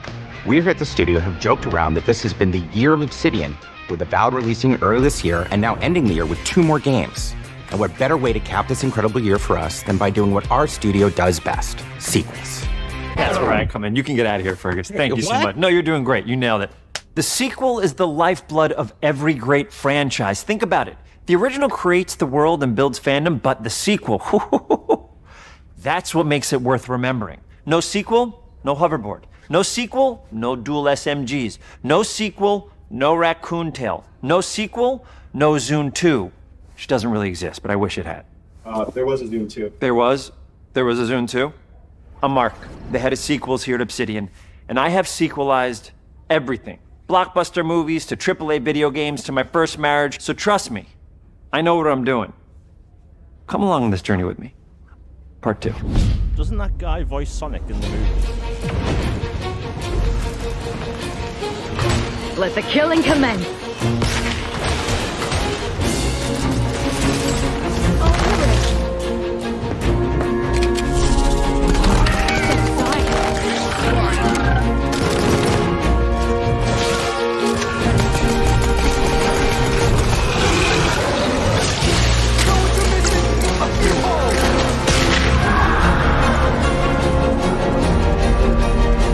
The Outer Worlds 2 is a sequel to The Outer Worlds 1. It's a continuation of the themes of robber barons in space and how people are controlled by the stories they're told by the people who have power over them. This time we're able to go a lot deeper because we have more time and money, which is a great thing, and we're able to make it a much more true Obsidian reactive RPG than we were the first time around. So we're going deeper and more complex with everything for this sequel. Deeper story, lore, RPG interactions, reactivity, all the things we've been known for as a company. It's really a complete realization of everything people want from an Obsidian game. Surprisingly, this is the first time in over 25 years that I've had the chance to do a full sequel for a world that I helped co-create. It's really just a fantastic opportunity to explore and expand the universe in interesting ways, and to go even further with the themes of how people are affected by living in a dystopian corporate reality. You can shoot your way through it, you can talk your way through it, you can sneak your way through it. And so no matter what kind of playstyle that you like, this is just an awesome franchise and an awesome game to jump into, even if it's your first one. The first Outer Worlds was a great base to start from, as it has all the elements of a great Obsidian RPG. Interesting characters, deep worlds, important choices. In the Outer Worlds 2, not only did we want to double down on those elements, but we wanted to give players even more of it. We've also put a lot of investment into skills and traits that impact things like combat, conversations, and areas that we call RPG interactions, which are the part of the world where players can use their specific skills, perks, and backgrounds to solve problems in unique ways in our new, bigger worlds.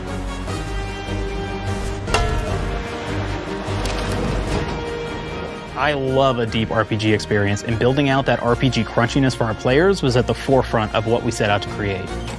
We prioritize those deeper RPG options with different character builds and combos so players can express their role-playing power fantasies.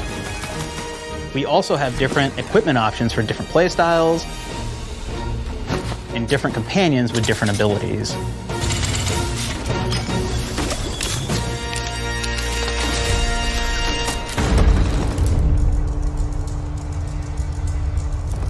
In the first Outer Worlds, you start off as the Stranger, which was basically a blank slate to build on top of with various attribute points that would begin to define your personal experience in the game.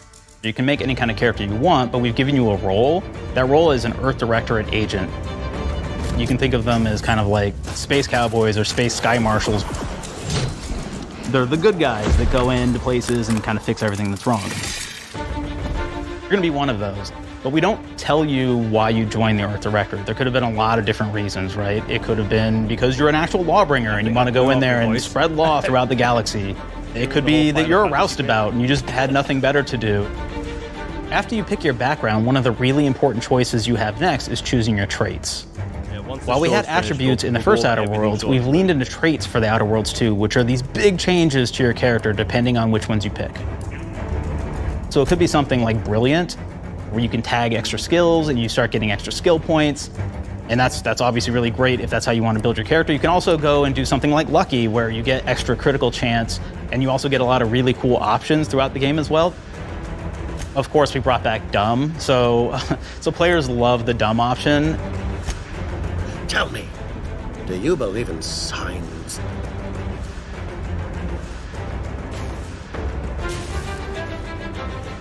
Not quite what I meant, but I like your contempt for boundaries.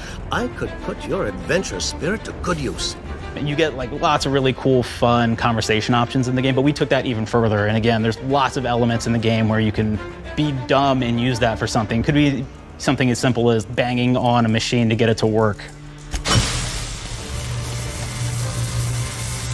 After you've invested in some of your traits, your next choices are going to be choosing your skills. The skills themselves basically allow you to build on your playstyle and what your character is doing in the game. That will be everything from playing stealthily to speccing for an explosive specialty.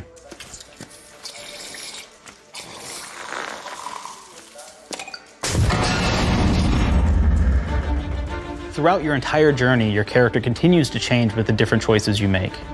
In the Outer Worlds 1, it actually had more skills than we have, so we condensed them down to really the core and essence of what we really wanted there.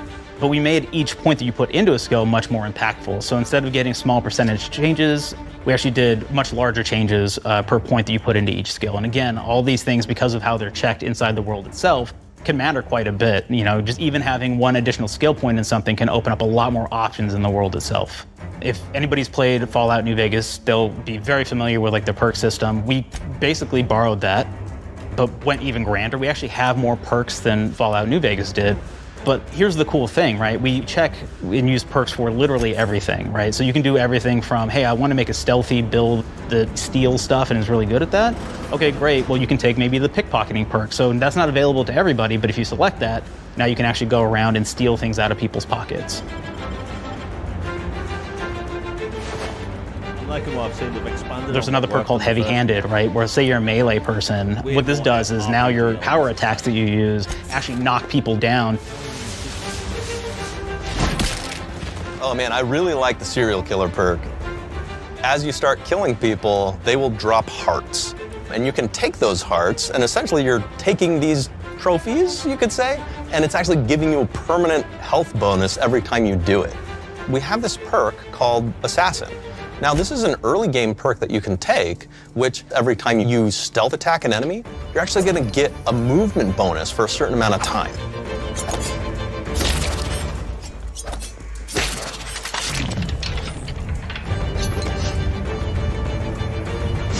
I think I've actually blown out the vocal cord. Flaws were a system that everybody loved from the first game. But we wanted to make it more personal to the player. We wanted it to really reflect how you were playing the game and give you a bonus that you actually wanted to really engage with. With the flaw system returning, we knew we needed to go bigger, better, and more real than ever before. So, we turned to the team. I told them, no bad ideas. Give me what you got. Okay, we need more flaws. We need them to be real. I want to put them in the game, so give me something. Inspiration. What's wrong with you? Oh, I have bad knees. You got bad knees? They hurt when you walk a lot? Yes. When you walk too much, they hurt? No cartilage. Sounds boring. Makes you sound like a boring person, but it's in the game. I know it. It's a good flaw. What about you? I like to take small things sometimes. So you're stealing? No, I'm taking. When do you give them back? I don't. Claire. Yeah, you shouldn't be stealing. What are you doing? You shouldn't be stealing, Claire. Tiny crimes. Tiny crimes? Do you hear the second part, though? It's a crime. Well, You're stealing. Claire, that's wrong. You can't steal things, okay? But it's an amazing flaw, and I'm putting it in the game. But you're a bad person. And are you the one that took my stapler? Do you need it? Yeah. Give it back. Okay. Please. You, what do we got? Flaw. I like to stare at the sun. How long did you stare at the sun? Just lunch break. An hour? Oh, I only get 30. You guys get an hour? I get an hour. Oh. Makes me feel energized. How many fingers am I holding up? 3? No. Anything else? We'll put it in the game. We'll put it in the game because I feel bad for you. Anything else? One of my favorite flaws is something called bad knees. It will actually give you the option to take this flaw that'll make it so that you move faster throughout the game. But the problem is, anytime you stand up, your knees are going to make a loud popping noise that makes it so that, well, everyone around you is going to hear you. There's one called Kleptomaniac. This is really interesting because what it does is when you steal something, you can actually sell it for more bits than normal. And like that sounds really great. The drawback is sometimes when you're looking at things in the world that are owned by somebody else, you'll automatically steal them. So you have to be very careful about how you use them. One of our more wacky perks is the Sun Gazer Flaw, and it just gives everyone cataracts while playing their game. So everything becomes like light shafts and blooms and hazes, and makes the game pretty unplayable if you happen to choose that perk. If you happen to be the type of player that habitually reloads your weapons like I do, well, you'll be offered the flaw of overprepared. Now, you'll get larger magazine sizes on all of your weapons, but if you ever fully empty your magazine, you're gonna take a debuff for a while. While we support options like being a gunslinger who wants to key into destructive weapons, or a rogue who wants to alpha strike their enemies before they know what hit them, we also allow for a lot of fun and experimental builds. You can be a mad scientist who utilizes gadgets and wacky science weapons and armors, or even a psychopath who gains permanent bonuses to health by murdering their friends. Nothing shows the impact of these character build options better than, in my opinion, the bridge area, which has a quest you get early on in Paradise Island.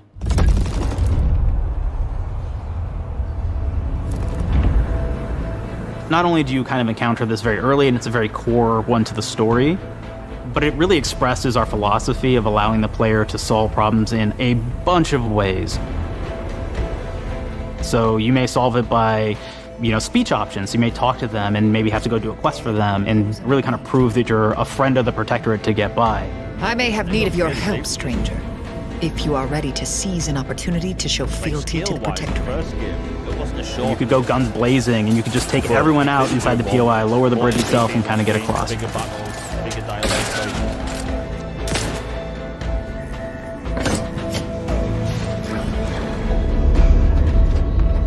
could sneak in, lower the bridge, and then actually sneak in under the bridge to get over to the other side.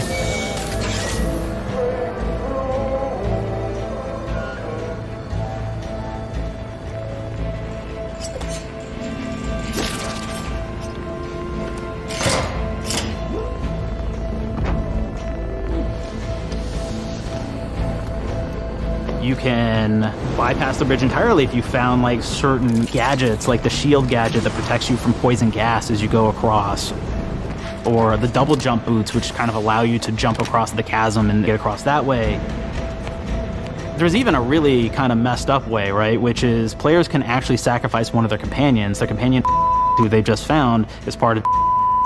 We're no different than the Vrees if we start tossing our own to the rats. I sure as law ain't gonna follow someone who can't see the wrong in it. I must admit I'm surprised we could come to an understanding. But I thank you for your loyalty, stranger. As promised, you shall have clearance to cross this bridge. It's such a fun quest, but again, it really showcases that we want you to be able to solve this in whatever way you want to. When you build your character your way, we're there for you. We really want you to have the experience that you want to have out of this.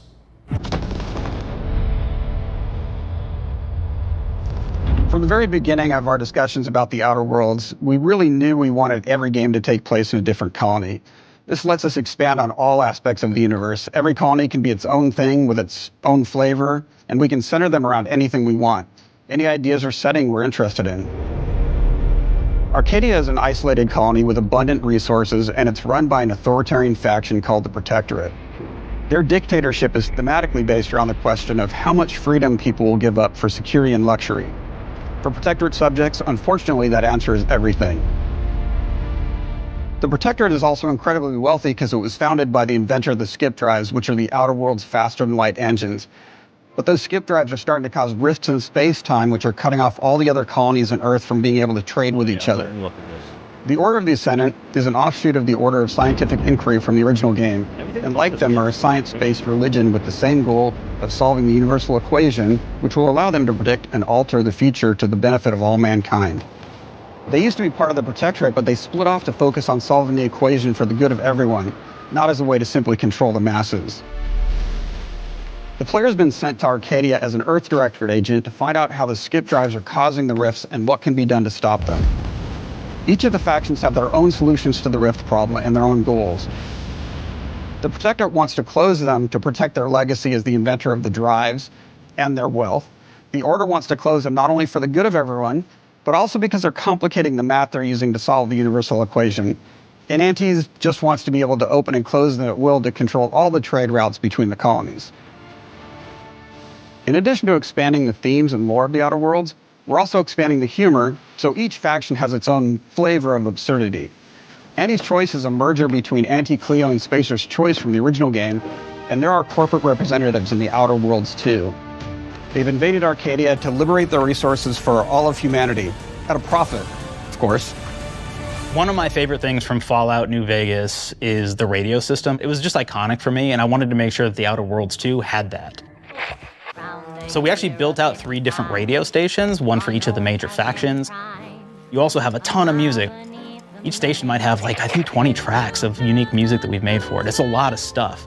But the really cool part about this entire thing is that we actually put a lot of reactivity into the radio. So it will respond to the things that are going on around the world that you've been interacting with. So if you go into a location, let's say you solve a problem for the Protectorate folks, if you listen to the Protectorate radio station, they're going to be cheering you on as a hero.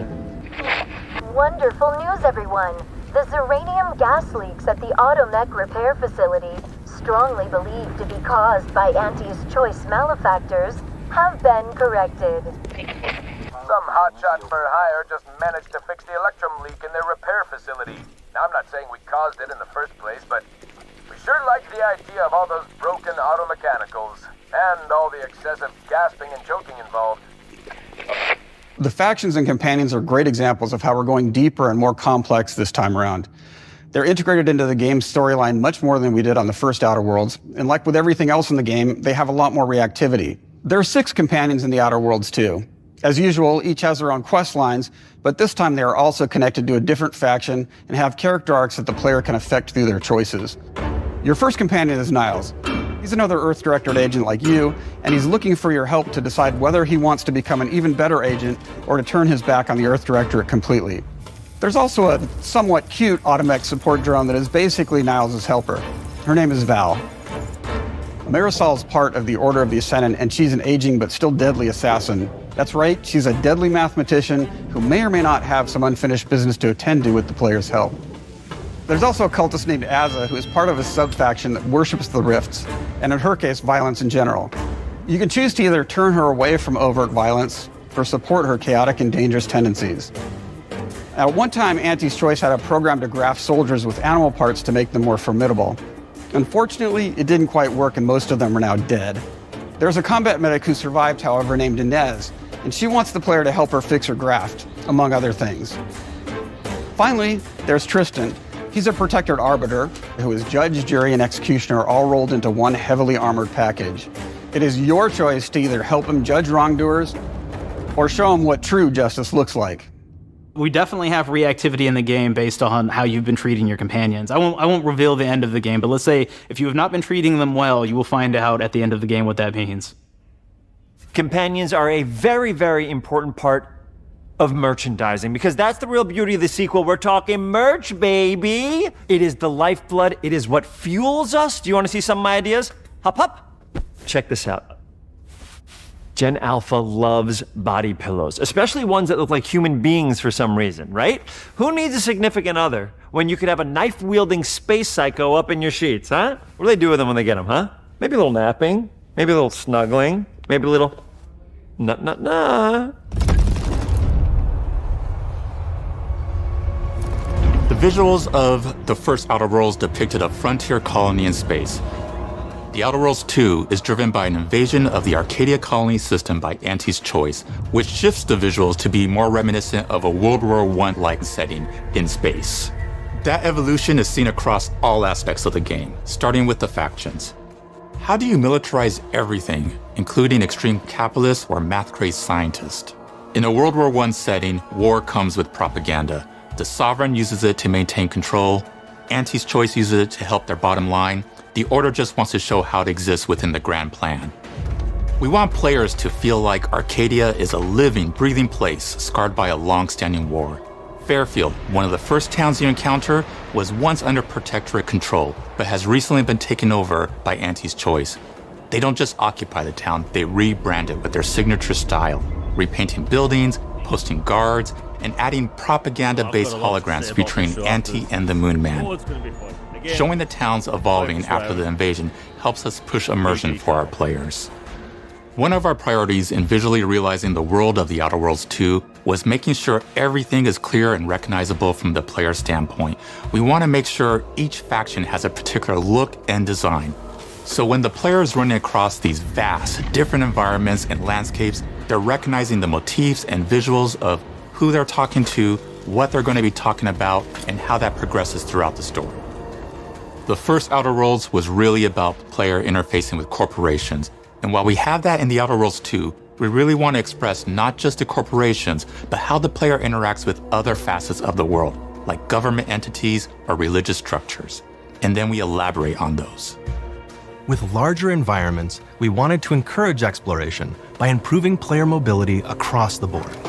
Now you can run, slide, double jump, mantle, and parkour your way through all of the nooks and crannies of these worlds. It really allows the player to just explore and have fun finding really cool stuff.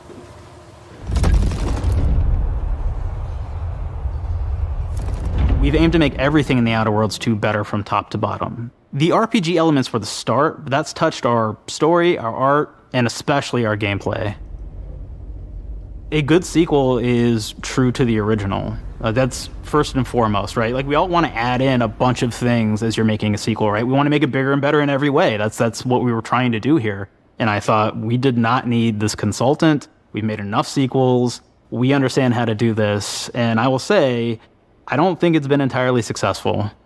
I am very proud of the combat improvements we have made in the Outer Worlds 2, thanks to my patented combat system.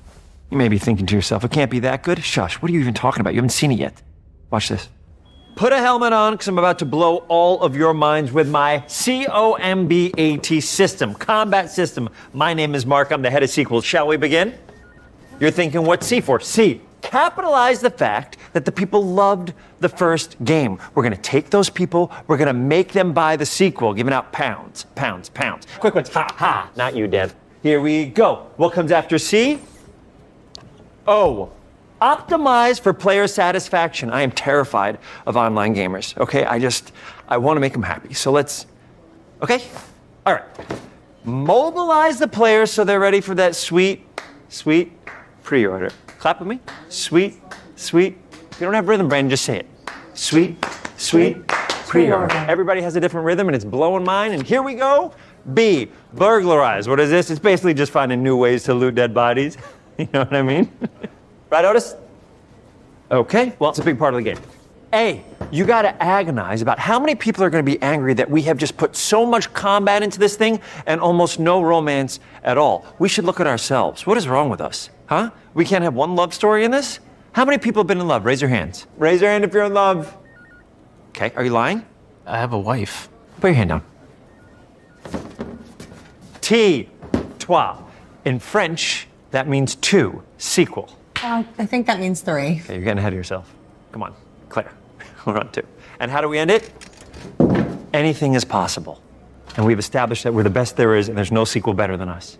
And if I could just say one more thing, thank you very much. I know I've kind of changed the world of video games today.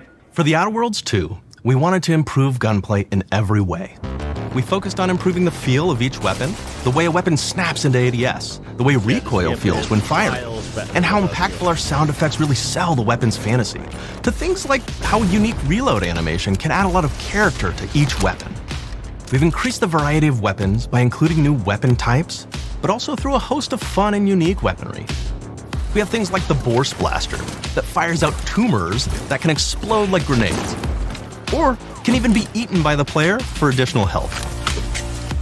We have a weapon called Rookie's Reward that will actually level up the more you use it throughout the game. And every time it levels up, it's got fun fanfare where it's like shooting out confetti and it's got a fun little setup.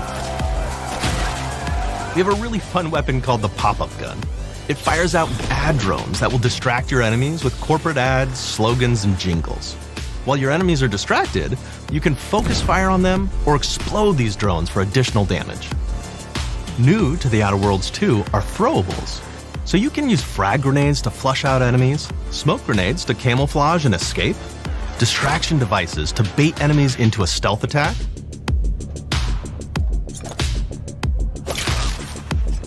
and even science grenades that will levitate enemies, allowing you to fire upon them while they float helplessly.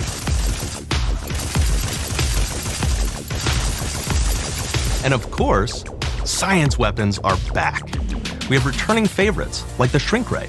This time it's been upgraded so you can shrink your enemy down to the size of a sprat and run over them, exploding them into bits. People are really happy about Final Fantasy news. The Shrink Ray, that was probably my favorite one from the first game, so we brought it into the second game, but we improved it though. So instead of shrinking your enemies for a short period of time and having them re-expand, this time they stay shrunk, and we actually added in the ability to step on them and kind of squish them and kick them, because we knew that was the player fantasy. We knew that's what everybody wanted to do. They wanted to step on the enemies, they wanted to kick them, so we made sure to double down on that stuff. So we'll talk about In addition to things like our returning favorites, we also have some really fun and unique new science weapons. One of them is called the Armageddon. This one's really cool because it actually shoots out these masses that are like these little arms that will stick to people or cover or all kinds of different things, and they will continue to just hit them until they get destroyed. And we have another one that's just super cool called the Spectrum Dance Saber. This is a melee weapon that actually lets you attack to a musical beat. And if you continue to do that, you'll actually get additional bonuses each hit you do. One of my personal favorite weapons is called the Big Bang. It's just a big freaking gun that uses material harvested from rifts to shoot out a giant ball of energy, vaporizing everything in its path. Now, ammo's extremely rare for this weapon, but you can use it in just the right situation to devastating effects. Like another great one is Gary. If you wear Gary, he will lash out at your opponents as you're walking through combat. So we even have science armors, and we've really kind of shown off what we thought was really great for the player from a science perspective. We're all about letting people play the game their way. There are some players who prefer to be immersed in a first-person view, taking in all of the details. But there are others who really prefer to take the world in from a third-person perspective. Why not allow both? Well, now you can swap between the two, letting you enjoy the experience in whatever way you like. One of the things I really like about having the third-person mode is being able to see all of the fun and unique armors and armor combinations and weapons that you can equip your player with. All of the actions that you could do in first person, so you're double jumping around, you get to see your character in that way, and you get to take in the world and see things in a different light.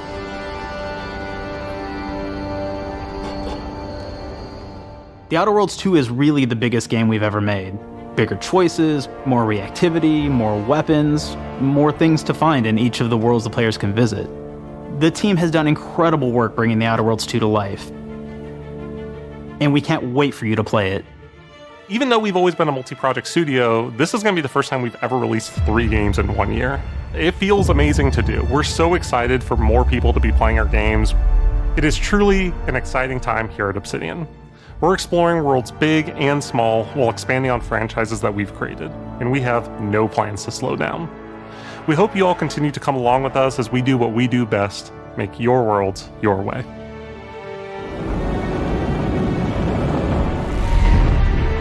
Yeah, this is such a bigger game compared to the first game. Not just in like level size, but everything. Gameplay features,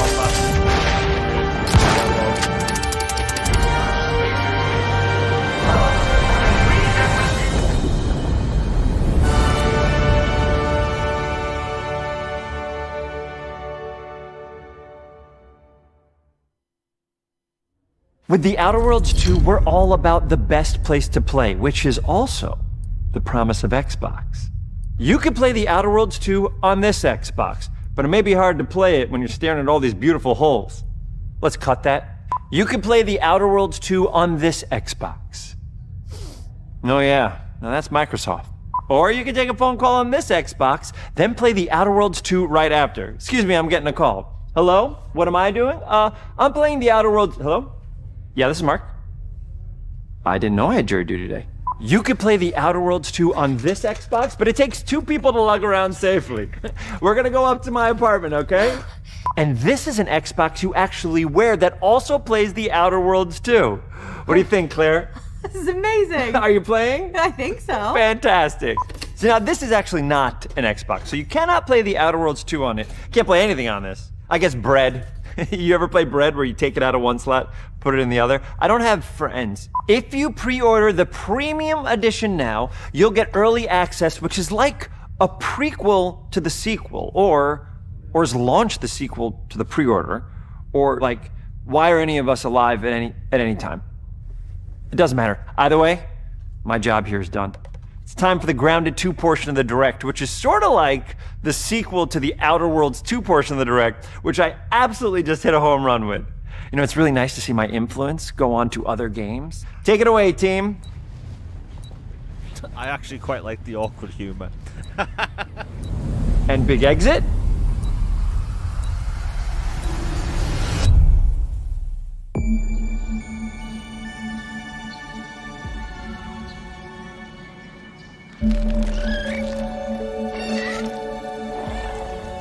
We're so proud of Grounded. What started as a small passion project to make a quirky game where you're shrunk down to the size of an ant, trying to survive in a backyard, grew into something way bigger than we ever imagined. Over 25 million of you jumped in, explored, built, crafted, and fought off giant bugs together. Y'all helped make the entire experience very special to us. The team's been cooking up a ton for Grounded 2, and we're so excited to talk about it. I had to grease some palms to steal a bit of time from the Direct to give you a deeper look. There were so many possibilities and ideas that didn't make it into the first game, so with the sequel, we have the chance to dream bigger. To achieve those dreams, we partnered with the amazing folks at Eidos Montreal. Together, we're taking Grounded from the backyard to an even larger world, the Brook Hollow Community Park. When we started working on Grounded 2, we knew that we wanted to make a bigger world. Fortunately for us, Eidos Montreal became our main partner on developing Grounded 2. They have a lot of similarities to the sorts of things that are important to us at Obsidian. They tend to make very narratively strong games. They make games with really deep characters and great character progression. They make games with great gameplay. Everyone at Eidos Montreal is thrilled and honored to be working with Obsidian Entertainment. Our two studios share a lot of DNA. The same things that are important to Obsidian Entertainment are important to us. Choice and consequences, player communities, and doing justice to great IPs and great franchises. The fact that we're the first partners that they're working with to make a sequel to their franchise feels like we're an important part of their history. The events of Grounded 2 take place 2 years after the first game. The same 4 teenagers are returning. So there's Max, Hoops, Willow, and Pete. They're a couple years older, which means they've gone through a bit more high school, a bit more mature. It's 1992. The world's a little bit different, but we're still in that fun, nostalgic era of the early 1990s. In Grounded 2, we're moving the action out of the backyard and into the Brook Hollow Community Park. Not only is it bigger, it allows us to tell a lot more stories and expand the world of Grounded by exploring what the community of Brook Hollow has been up to and what they've been through. The park overall is about 3 times the size of the backyard, and our initial starting area is actually the same size as the entire backyard from the first Grounded. The reason we wanted to move into a park wasn't just to create a bigger world, but was to give us the opportunity to explore the community of Brook Hollow and what secret have they been hiding. What we love and what we're excited about in terms of the park is the opportunity to create environments and landmarks that are mundane at normal size, but are colossal wonders when you're the size of an ant. Everything from a giant trash can to a community picnic table or a snack bar. All of these areas come to life in a brand new way. Part of the fun in Grounded 2 is that the park was evacuated really quickly right before our teens were shrunk. And that means that the park has been sort of turned upside down and is in a topsy-turvy state. And that leads to really fun environmental storytelling, but it also leads into the creation of amazing biomes for our characters to explore. One of my favorite examples of this is the ice cream cart. In all of the commotion, the ice cream vendor's cart has been knocked over and its contents have spilled out into the ground. And what this means for our young adventurers is that they'll be able to explore this frozen cave of interesting challenges and colorful Lovecraftian horror. We have one anthill that's actually somebody decided to bury a bunch of toxic stuff in the park. And so there's all these toxic chemicals under the ground. The environment looks very cool and very spooky with all of these sort of chemical pools. And of course, nothing can live down there except for one type of insect, the cockroach. We are oftentimes reinventing environments, and in future updates, you're gonna see a ton of new stuff. You do a lot of fighting against insects of all shapes and sizes. We didn't just want it to look better, we also knew we wanted to add a new layer of strategy. The changes that we've made aren't limited to tuning animations or adjusting attack or defense numbers or making characters or insects move faster or slower. But we did all that too, but there's also an entire sort of rock, paper, scissors strategy involving light attacks, heavy attacks, and blocking. We've also added dashing as a new way to both get out of danger quickly or jump in for a quick attack. And almost all the insects in the game will have these abilities now too. Sort of like a chess match, but one that's super frenetic, looks super cool, and is ultimately just a ton of fun. We're leaning into clearer playstyles for tanky warriors, low defense, high damage rogues, effect-wielding mages, and ranged hunters. In the first Grounded, we have mutations, and there were weapons and armors that favored different playstyles. In Grounded 2, not only will there be passive mutations, but there will also be active mutations. And a lot of those mutations support these archetypes. My favorite way to play pretty much any game is chasing after those game-breaking builds. And that's why I'm so excited for what we're doing with archetypes in Grounded 2. I'm all in on the rogue. Now, you can even dual-wield daggers. I've been dialing in this glass cannon build that stacks ambush, assassin, and cardiofan mutations with the wolfbane daggers and the wolf spider armor. It lets me open up combat with massive backstab damage that also inflicts venom. Then, I can use the extra stamina to reposition and try to dodge, rinse, and repeat. It's high risk, high reward, and absolute chaos in all the best ways. I'm looking forward to seeing what wild combos the community comes up with and what they inevitably break once they get their hands on the archetype system. It's going to be awesome watching it evolve with player feedback and watching us try to keep up with all of your game-breaking builds. One of the great things about Grounded is the variety of players it attracts, from builders to crafters and everything in between. If you've ever watched me on Casually Grounded livestream, you'd know that I'm neither. I am a murderer of insects. Personally, I prefer the term harvester. I love going out, hitting things, and bringing the materials like insect body parts back to my friend's seeds. This way, we keep progressing and playing together. We're also trying to make sure that armor and equipment are easily understood by the player, especially when they're playing co-op with their friends. It was really, really important for us to deliver on all of that for the bigger space and experience, because that was the only way we could truly support the feature the community has been asking for since the very first Grounded release: mounts.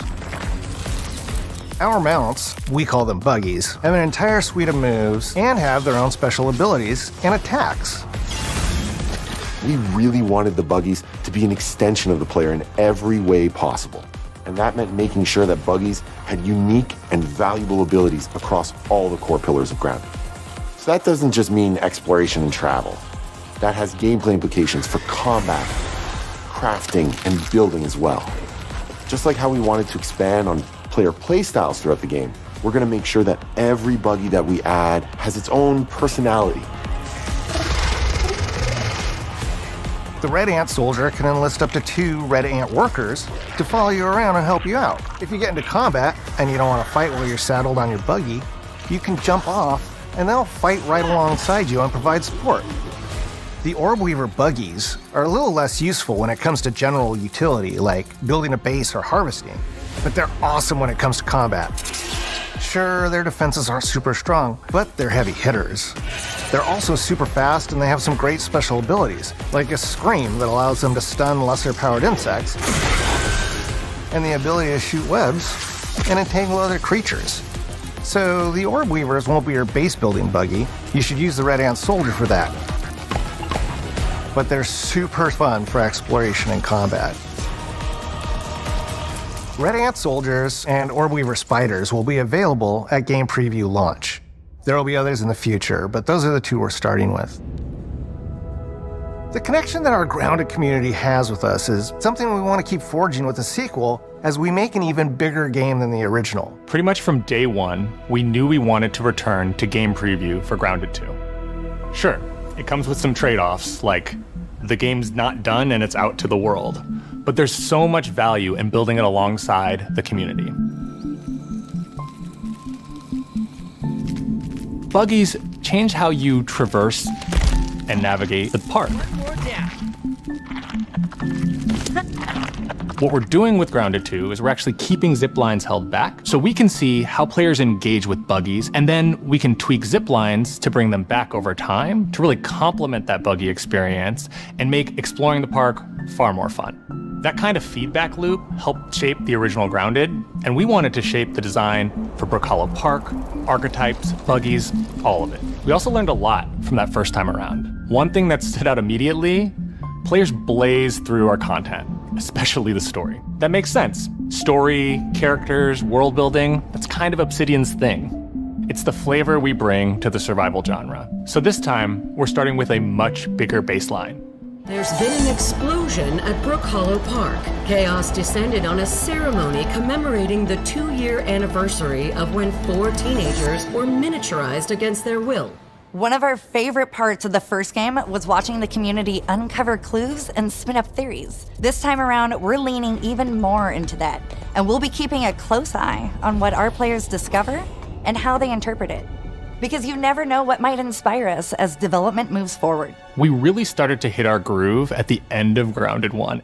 We found that being open about what we were planning and then following through was key to building trust with the community. As a small team, we had to experiment with update pacing and scope, and what we found resonated the most with all of you were bigger, beefier updates, even if it took us a little longer to land. So that's the plan.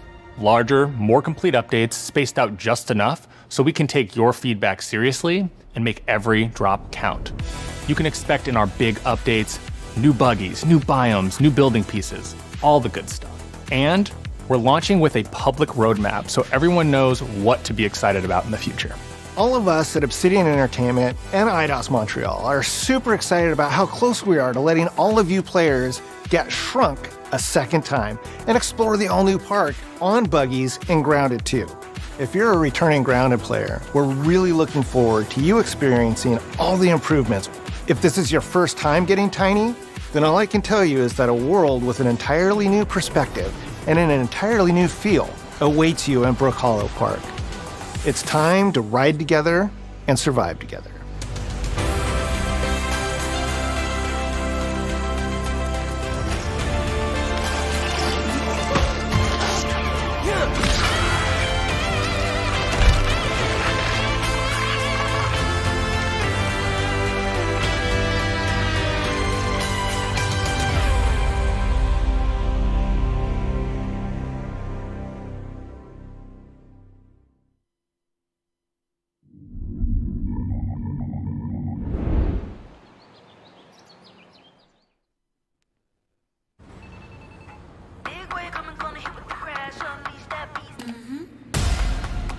And that's the show, folks. Well, we have been expecting you.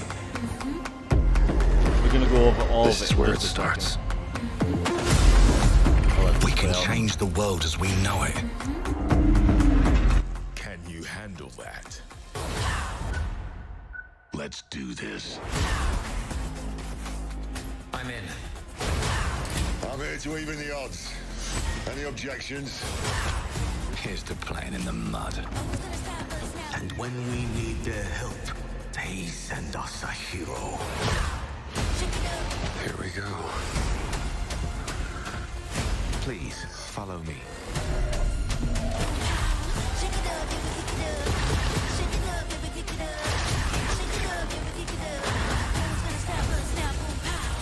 Well, hello there. It looks like you're about to do some renovations. Keep your filthy pickers off me! Do you think I care? This is gonna be awesome.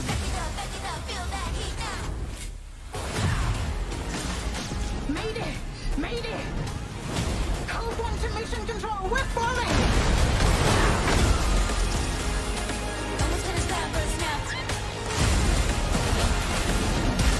Had enough yet?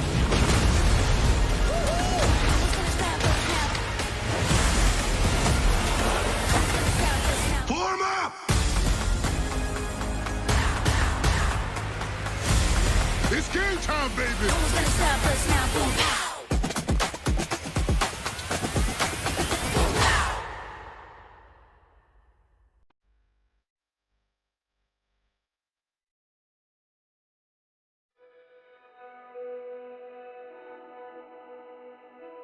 That's the show, folks. Okay.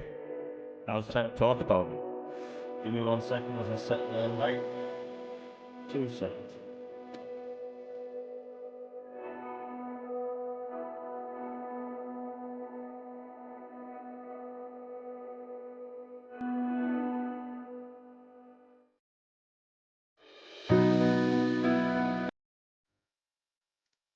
Okay. That's the show. I have to say, I really enjoyed it. Now, I'll get this out of the way quickly before we go all over all the games, what people in chat thought. I couldn't answer before, but Sotnest, I hope you're doing okay after your surgery. Couldn't answer before because, again, the whole stream and chat on my end has been messed up for the past hour. So if I missed anything, I apologize. I'll try to get everyone. What a show. That's been, almost 2 hours of video games, going from RPGs, JRPGs. I was actually surprised that there was no Forza there in any capacity or any Starfield expansion. I 100% thought there was going to be a Starfield expansion, but I thought it was a hell of a show. Now, I'm seeing a lot of people on Twitter at the minute saying it was disappointing. I think if you stack it up against last year's, which were what was that, a triple S tier show, where they had surprise announcements like Perfect Dark gameplay reveal, Fable gameplay reveal. Like, they had so many reveals last year. Like, how do you really compare against that? But they had a solid show.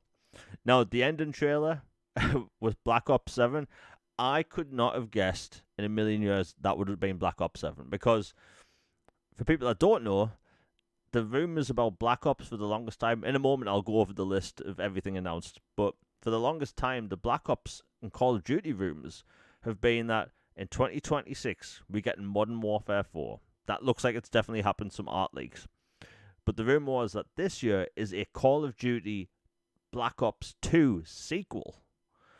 Now, going off that this is a futuristic game, I think their naming convention was it's gonna confuse some people. Like, if you're into gaming and you play lots of games, that's not gonna confuse you. But I think to people that only play Call of Duty, it might confuse them. So this might be the sequel to Black Ops 2, futuristic. It looks super cool. And for people that don't know, I mainly play Call of Duty for the campaign. I'm one of those dudes. So I'm one of the 0.05% of people that play Call of Duty for the campaign. But they're just so much fun. So I think a lot of people might be confused by that, but I think they'll be fine in the end. And considering how popular Warzone is at the minute, I don't think they're going to put any of that wall running or anything like that in. Plus, the map isn't designed around that, unless we get a brand new map, which, considering how much people are liking Verdansk, yeah, I can't see that happening. But it was a cool show. Now, I've been trying to not talk for ages because if you're listening live, I think I've blown out a vocal cord or something when Final Fantasy was announced, because, wow, that was an announcement. And I may have, like, woke up anyone that was asleep on the entire street. So anyway, we'll quickly do a rundown of all the games, and I'll talk about what I thought about it. So, the Xbox Game Showcase. So they opened up with the Outer Worlds 2 trailer. Again, we already knew this was coming. It looks good. It looks like they've expanded on the game in basically every single way people wanted. High on Life 2. Honestly, if you followed me on social media for a while, you know that I absolutely adore that game. I never thought it would get a sequel. I just never thought it would. And this is clearly bigger. You know, the first game I'd consider a very polished AA game. You know, it's hilarious. If you like that Rick and Morty style humor, you love it. In fact, if you play it, there's actually like 5 full feature-length movies in that game which you can watch.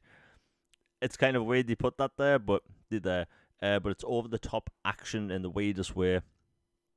And I can't wait for it. That's also launching in Game Pass, which I completely missed. So, yeah, High on Life 2, launching in Game Pass. Super cool FPS sci-fi game. I think a lot of people are going to like that. You know, High on Life has so many, like, really cool Easter eggs in it that you can actually... In High on Life 2, you can find a little tiny town in High on Life, and it's basically filled with these 1-inch tall people, and you can walk around and destroy the entire city like you're Godzilla, just for no reason. But yeah, that looks cool. Resonance, A Plague Tale Legacy. This is obviously the third Plague Tale game. And, you know, if you've played the first 2, your heart's going to be broken within the first 10 minutes of the game. Next up, they showed off Blood of the Dawnwalker. Now, this game, I've been all over. It's made by XCD Project Red developers. I love the look of this game. And you can tell it's going to be like The Witcher 3. But is anyone really going to complain? I don't think so. But yeah, that's coming out next year. I think they said at some point earlier on the year that we are going to get an extended gameplay demo. So I assume that's going to happen over Gamescom because it's a European gaming event. Next up, they showed off Super Meat Boy 3D, which is also launching in Game Pass. By the way, if I sound surprised while mentioning anything on this list, it's because, again, the stream on my end was absolute kerfuffled. It was a mess. So yeah, Super Meat Boy 3D is launching day 1 on Xbox Game Pass. If you've played Super Meat Boy, you know it's going to be a difficult game, but this looks like it's more... I want to say just more of a fun 3D platformer, but I love that they're going 3D this time because, you know, it's such a cool concept for a video game. Next up, they showed off Ninja Gaiden 4, which is launching this October. It looks fantastic. I mean, it's Platinum Games. They're going to make the most over-the-top action game with Ninja Gaiden that you could possibly imagine. I think people are going to love it. Obviously, that's launching in Game Pass. The Indiana Jones expansion is launching this September. Indiana Jones, for me, I'm not even kidding, it was a 10 out of 10 experience. And I've only ever gave 6 other games a 10 out of 10. So for me, to give that a 10 out of 10, it has to be something special. Gave me everything I ever wanted in a AAA Indiana Jones experience. And if people haven't played it yet, why? Why are you doing this to yourself? Play it immediately. Again, it's on Game Pass. Next up, they showed off Beast of Reincarnation, a new game by Game Freak, the Pokemon developers. In this game, looks absolutely phenomenal. Like, what the hell? Because if you've seen any of their other games, the Pokemon titles, they have to rush out a new Pokemon game like every year. What is it, every year now? A new Pokemon game comes out? Or every year and a half. They've clearly had time to cook this game. They've been making this game for about 4 years. It was actually announced years ago for Xbox and PlayStation. I want to say back in 2021. Yeah, it was announced in 2021, and they just put out a still image, and it was just someone standing in a forest saying, "Look, we're making this multi-platform game. It's going to be great." So that is what Game Freak are capable of when they have actual time to develop a video game. So you love to see it, and Game Freak. I played their games as a child. Like Pokemon Gold to me is one of my all-time favorite gaming memories. Like going from Pokemon Red to Pokemon Gold was such a generational leap that it was kind of hard to describe at the time. I was also too young to describe it, but yeah, looks great. Next up, they showed off Clockwork Revolution. Now this game I've been all over since they announced it. In Exile, they've came out and said multiple times that before Microsoft purchased them, they had to struggle to get cash. There was Kickstarters. They had to get funding from different people. Like they could never make the games they wanted to make. And a big example of one of their games, and it's also on Game Pass, is I think it's called Tides of Numenera. I can't remember the name that well, but I think it's called Tides of Numenera, and it is a game. It's a sci-fi RPG set 1 billion years in the future, right? Where humans have evolved so much that some people have magic, some people have like cybernetics embedded into their skin. It's like a really cool concept, but the problem is they were so held back by their budget that you can tell. Such a cool concept for a game, and I hope maybe they get to revisit that universe at some point in a AAA fashion, but this is the game In Exile can make with money. Legitimate, paper cash. Because the budgets of their other games has been minuscule in comparison. And this is a full-on 3D RPG. I didn't expect the FPS combat to look that good. This is their first-person shooter. So, hey, it looks great. And, that's coming. I'm guessing that's going to come next year. But again, there's so many RPGs coming out that I think that'll be fine. Next up, they showed off Grounded 2. I have no idea how Obsidian make these games. Like, 3 games in 1 year. I've known since they've been purchased by Microsoft that they have multiple teams. They work really well with small teams making games. But to get 3 games out in 1 year, that's incredible. And who knows, maybe they're making a 4th game. I think that's one of the best things about Microsoft's game studios is that a lot of them have multiple teams. Like Ninja Theory, I'm surprised we didn't see their next game, but Ninja Theory have 2 games in the works. So, who knows when we'll see that. Next up, they showed off a new trailer for Chronos: The New Dawn. It's a third-person, over-the-shoulder sci-fi horror game, very much inspired by Dead Space. And if you like Dead Space, then you're going to be all over this, because I hate to say it, we aren't getting a new Dead Space game from EA. So this is what we have. It looks fantastic. The combat looks good. The aliens are gory. They're more like zombies, but it looks good. They showed off an Elder Scrolls expansion which had all of the licensed music in the world. Aphelion.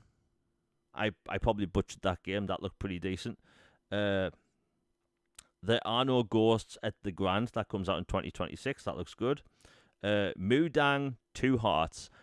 Now, this game is getting a lot of praise on Twitter. And I've actually been talking about this game for about 6 months.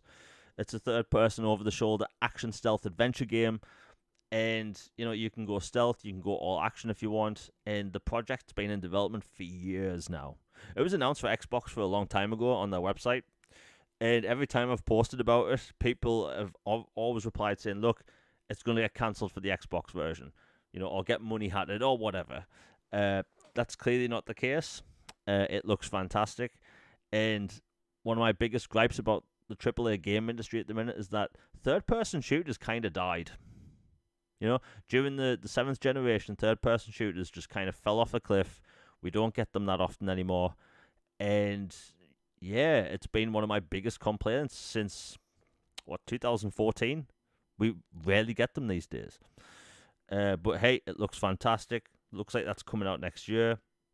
Next off, they showed off a trailer for Planet of Lana 2. If you haven't played the first game, it's a super chill side side-scrolling platform adventure game set on an alien world where robots have kind of taken over. It's super cool. If you like Limbo from back in the day, you'll like this. But it's more chill. It's not as violent. Very cool game. I never expected it to get a sequel, though. So 2 years later, love to see it. Next off, they showed off a new expansion for Fallout 76 called Gone Fishing. I'm sure Jez from Windows Central will be all over that because he loves fishing in video games. Next up, they showed off Solo Leveling Overdrive. Now, Solo Leveling is a very popular, not JRPG, a very popular anime at the minute. And a lot of big animes are getting video games. They're extending the universe over different platforms, so it looks super cool. It's a JRPG, but it's a 4-player co-op game. So that could be really interesting. Maybe if they have couch co-op, that could be really cool. We're going to get more information about that over the coming months. Next up, they showed off Anima, which is that game that looks like Nintendo's going to be all over. Like, let's be honest. If you have a video game coming out and you have cute little creatures and you can capture them, you can tame them, or anything like that, Game Freak, or I should say Nintendo, they're going to be all over you. Lawyers everywhere. Next up, they showed Tony Hawk's 3 and 4 Remake. The game looks great. I'm happy they put Bam Margera in because, like, obviously, if you know about him from behind the scenes, it was a bad situation, but it's good that he's in the game. He deserved to be. He earned the right back in the day. And he's going through a rough time at the minute, rehab, all that stuff. But hey, he's in the game. Looks like we're getting Ninja Turtles as well, the Doom guy. And that comes out on the 11th of July, so it's pretty soon. Next up, they showed off Fate's End. That looked super cool. Gears of War Reloaded finally got a trailer. And for people that don't know, this is a weird one, right? So I've seen people call this a new remake several times, but Gears of War Ultimate Edition from 2015 is the remake, right? So 2015, we've got a remake of a 2006 title, and then this is a remaster of the remake. Is it confusing? Maybe. But it's 4K, 60 or 120 FPS, depending on your display. It's going to have HDR, all that stuff. And it looks super cool. And as someone that played through Gears of War Ultimate Edition last year, this is a significant jump because one of the things that the Xbox Series X was marketed with or like tested with behind the scenes was playing Gears of War Ultimate Edition at 4K, but we never got that update. And it looks like they put more into the game when it comes to, higher resolution textures. It's probably the PC Ultra Pack or whatever. But Gears of War fans, they're going to be happy. Now, for me personally, I'm more of a campaign guy when it comes to Gears. I don't really do multiplayer. That being said, I did enjoy Gears of War 2 multiplayer. Next off, they showed off Persona 4 Revival. Now, I predicted this on my podcast the other day. I saw this coming from a mile away. Xbox and Sega and Atlas Games, they have such a good relationship at the minute. So many games have been announced on the Xbox stage. And considering how fast Atlas Games can get games out, yeah, this is coming. Persona 4 Golden is incredible. It's on Xbox right now. It's on sale all the time. It has so much charm to it, and it's a very small scale game. It's not a short game, but it's small scale. There's a few different streets you can go to in between classes and stuff, and it has so much charm to the game. I think that if you're new to Persona and you want to maybe just wait for the remake, you are going to absolutely adore this game. If anything, I think it's going to be the best game to jump into when it comes to Persona. They did such a good job with the remake of 3. Then putting that quality into the 4th game, it's going to be incredible. Now, it didn't have a release date. That was the surprising part for me, because Atlas Games, they are pretty good with release dates. So I'm guessing maybe over Gamescom we'll get a release date. I do hope it's sooner rather than later, because again, Persona 4 Golden absolutely rocks. If you've never played it, I highly recommend it. Next up, they showed off Keeper. Now, this is the game I missed during the live stream because my whole stream cut out. It's a brand new adventure platformer by Double Fine. I kept seeing Double Fine in my chat, so sorry if I didn't say that, because it completely, messed up for me. But it looks super cool. Double Fine do not make normal games, and I love them for that. It looks so out there, so over the top and weird. They kind of do this Tim Burton-esque thing when it comes to their art styles, which I really like. But that looks super cool. The announced Final Fantasy VII Remake. Finally, I lost my marbles. If you're still listening to the show, thanks. Hope you enjoyed it. Please like, share, and subscribe. Super chats are welcome if you want to support the channel. But all that stuff, Final Fantasy VII Remake has been the most requested game on Xbox for years. In fact, if you go back to 2019, the video I put out at the end of the year was, is Final Fantasy VII Remake coming to Xbox? Right? Question mark. And literally, it was the Xbox version of that game was listed at a retailer in the UK. And there was all this speculation that whether, Final Fantasy VII was going to come to Xbox a year after PlayStation. And, a year passed, it never came. It went to PC, then a year later, it never came. Fast forward multiple years, and people thought at the Tokyo Game Show last year, we were going to see it. I thought we were going to see it there. It wasn't there. And then at the Game Awards, it wasn't there. And at the Xbox Developer Direct earlier in the year, it wasn't there. So time and time again, people have been wanting this game to be revealed there, and it just wasn't. And I get how it might have annoyed people, constantly wanting this game to come over. People have said, Jamie, you're port begging. But as I've been told over the past several months and years, that it's okay to port beg even first-party games. My point is that people are so happy because this is the most requested game on the platform. Now, will Rebirth come? Obviously. The development of the third Remake game is also underway, so I assume that we're actually going to get that day and date across all platforms. I think it'll also be on Switch 2 and all that stuff. But it's such a good day for fans because people have waited years. Absolutely years. And, whenever I do talk about it on social media, people reply to me saying, everyone that wanted the game has already played it. Like, look at the reactions online. Look at the YouTube comments under that video, right? People are happy. They're so happy, right? And then 16, I also predicted the Shadow Drop. Now, I'm not like Nostradamus or anything, but it kind of seemed obvious. If you're going to launch 2 games in 1 year, you kind of have to release one in the summer. So, Shadow Drop for 16.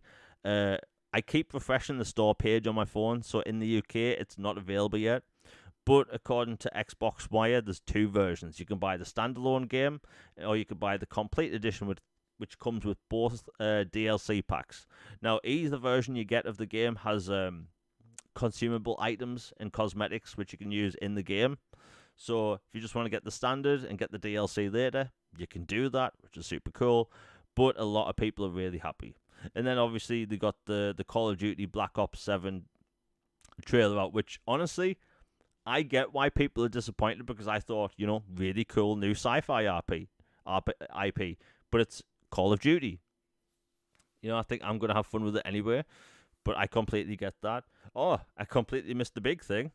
The Xbox Ally handheld. Now, this is the PC handheld, not the console handheld. Now, one of my friends, he has a ROG. He talks about it all the time. And, it's a super powerful PC handheld console thing. And, people that own their, ROG Allies, they love them. They can't stop talking about them. This is an Xbox branded one. You can also get the ROG Ally X with the Xbox branding. These are not cheap, right? These aren't console prices. These are pretty expensive. So an ROG Ally in the UK costs around £699. Last time I checked. So if you're in the UK, it's probably going to be around that price. In between £699 to £800. Like, you are getting a pretty powerful PC in a handheld size box. It's not, the way I take it is, it's not aimed at console consumers. This is basically Microsoft trying to get PC players from not using SteamOS, right? Now, back in the early 2000s, when Bill Gates first heard about the PlayStation 2 getting a DVD player, that was going to be the home entertainment system in the living room. That's why the Xbox basically became a thing, to stop Sony from taking over the living room. This is Microsoft. I've been talking about this for the past month and a half. This is Microsoft doing the exact same thing in the PC space. Like, we will get our our console handheld. By the way, if you can hear police cars and fire engines go past, I apologize. Nothing I can do about that. But like the console handheld will come eventually. Now, the PC handheld is for PC players. If you're an Xbox gamer and you play a lot of first-party Xbox games, you're getting Play Anywhere titles. You're getting a cloud player with your owned games, and as Microsoft said, they're working to get basically all of your games available to play via the cloud. And Logan, who's also on the podcast, he has a cloud device, that does like cloud streaming. I think it's like made by LG. Like, you can have some like high quality streaming on a handheld. So like, if you want to play games that way, that might be for you. But again, it's going to be a pricey box, a very pricey box. But I think that was a very good show. Microsoft, compared to last year, it was disappointing. But as a whole, it was a really good show. Last year they showed off Fable, Perfect Dark, Gears of War E-Day. This year, they didn't really show off a brand new IP. But at the same time, going into a new show thinking they're going to have to top that or meet that every time, you're setting yourself up with unrealistic expectations. Now, to me, that was a solid 8.5. Solid 8.5. Absolutely good show. Lots of cool Game Pass games. Again, High on Life. I never thought that would get a sequel. So I'm so happy. And it didn't seem like that came out that long ago. I think that was 2022, I think. But I absolutely loved it. Hilarious game. If you haven't played it, it's on sale a lot. It was on sale recently for about £10. But yeah, had a really good time with the show. Now let me know what you liked in chat, because again, I couldn't see a lot of it live because my stream crapped itself. I'm sorry if I blew out anyone's speakers when Final Fantasy showed up. That was a long time coming. It really was. It has kind of been the broken clock is right twice a day approach with that game when it comes to Xbox, because like, look, so many different JRPGs have came over. Like, so many. Dragon Quest. More Dragon Quest games are coming to Xbox later this year. There's a bunch of smaller JRPGs coming to Xbox. Like, there's so many JRPGs coming to Xbox now. Like, that one and 16. They've been requested so much to the point where some people just thought it was unrealistic that it would ever happen. But they're finally coming. Now, the 7 Remake is listed to come out later this year, which is great, 16 drops today. I keep refreshing this bloody page. There's nothing there. But I'm seeing a lot of happy people. I keep seeing the fake out with COD. Yeah, it was a fake out, but let's see how many games were there. 5, 10, 15, 20, 25. Right, so altogether there was 27 games there. I may be missing one or two just because there was some indie games I missed during the live stream kerfuffle. But that was a really good show. So if you look at the Summer Games Fest, the Future Game Show, and today, you're looking at close to about 100 games coming to Xbox. And there's going to be games announced at Gamescom, which also come out this year. I've been talking about for the longest time that there's been so many developers that have been reluctant to put out release dates for video games because they were all looking at scary GTA and how, like, if that was going to launch in October, nobody else was going to release a game within 3 weeks to a month of that. But now, October and November and even December, those months can get games now. I have a database of games coming to Xbox, and October, November, December have been suspiciously empty for about 6 months. Now October is filling up. We have some November release dates now. I'm sure December will get some. My theory is that Final Fantasy VII Remake is going to launch in October. I think we'll get a full-on trailer for it, the Xbox version, at Tokyo Game Show. They'll do the whole hype train thing. I do hope the collector's edition comes over, even some physical ones. I don't really get physical games much these days, but I think a lot of people would, go for Final Fantasy VII. Like Final Fantasy VII is a household name. Like, everyone has heard about that game. I played that game as a little kid. I didn't understand what the hell was going on because I was too young to understand it.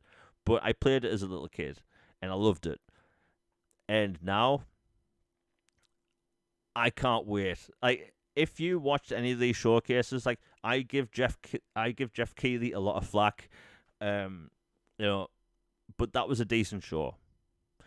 Future Game Show, if I'm being honest, there was 26 games there announced for Xbox. I'd say about 3 to 7 of them will interest a lot of people. And, that show we just watched there, a lot of cool games. August, by the way, so if, as you know, I make videos of upcoming games coming to the platform. The one for, June came out last week. There's 13 games in that list, and I think 11 of them are still yet to release. So if you want to watch that, the link is in the description down below. These videos take me about 20 hours to make. I'm not even kidding. It's a lot of pre-production, production. It's a long time to make these videos. But like June was stacked. July is even more stacked now because surprisingly we got a bunch of release dates for games that release in July. Right? That was one of the biggest takeaways for the past few days, is that game developers are looking at July now and thinking, okay, let's release games there now. So that's looking good. August is stacked. September, stacked. And if I'm looking at my list right now, October is already stacked. Like, this year is probably going to go down as one of the best years in video games ever. Because there's so many different, releases coming out. There's expansions for existing games, more updates for existing games. Hell, this is probably going to be announced in the next month and a half. Red Dead Redemption 2 is getting a next-gen upgrade. Right? It's getting announced for the Switch 2. And, when the Switch 2 trailer drops, they're obviously going to put out the Xbox Series and PlayStation 5 trailer that day. But, like, fans of video games right now, we're eating good. I get down on video games sometimes because I'm getting a bit sick of how we get about 50 fantasy games to every one sci-fi game. And over the past few days, we've had a few decent sci-fi games announced, and I'm happy. No more dragons constantly. Like, I like dragons and stuff, but it's the same thing over and over again. But we saw a lot of variety today, sort of variety yesterday and the day before. And, like, even the PlayStation State of Play, I actually liked a lot of games shown there. Most of them going to be on Xbox, but at the end of the day, who gives a crap? Lots of cool stuff coming. Lots of cool stuff. Let's see what else we've got. It's funny seeing the reactions online. Like, people are losing their marbles.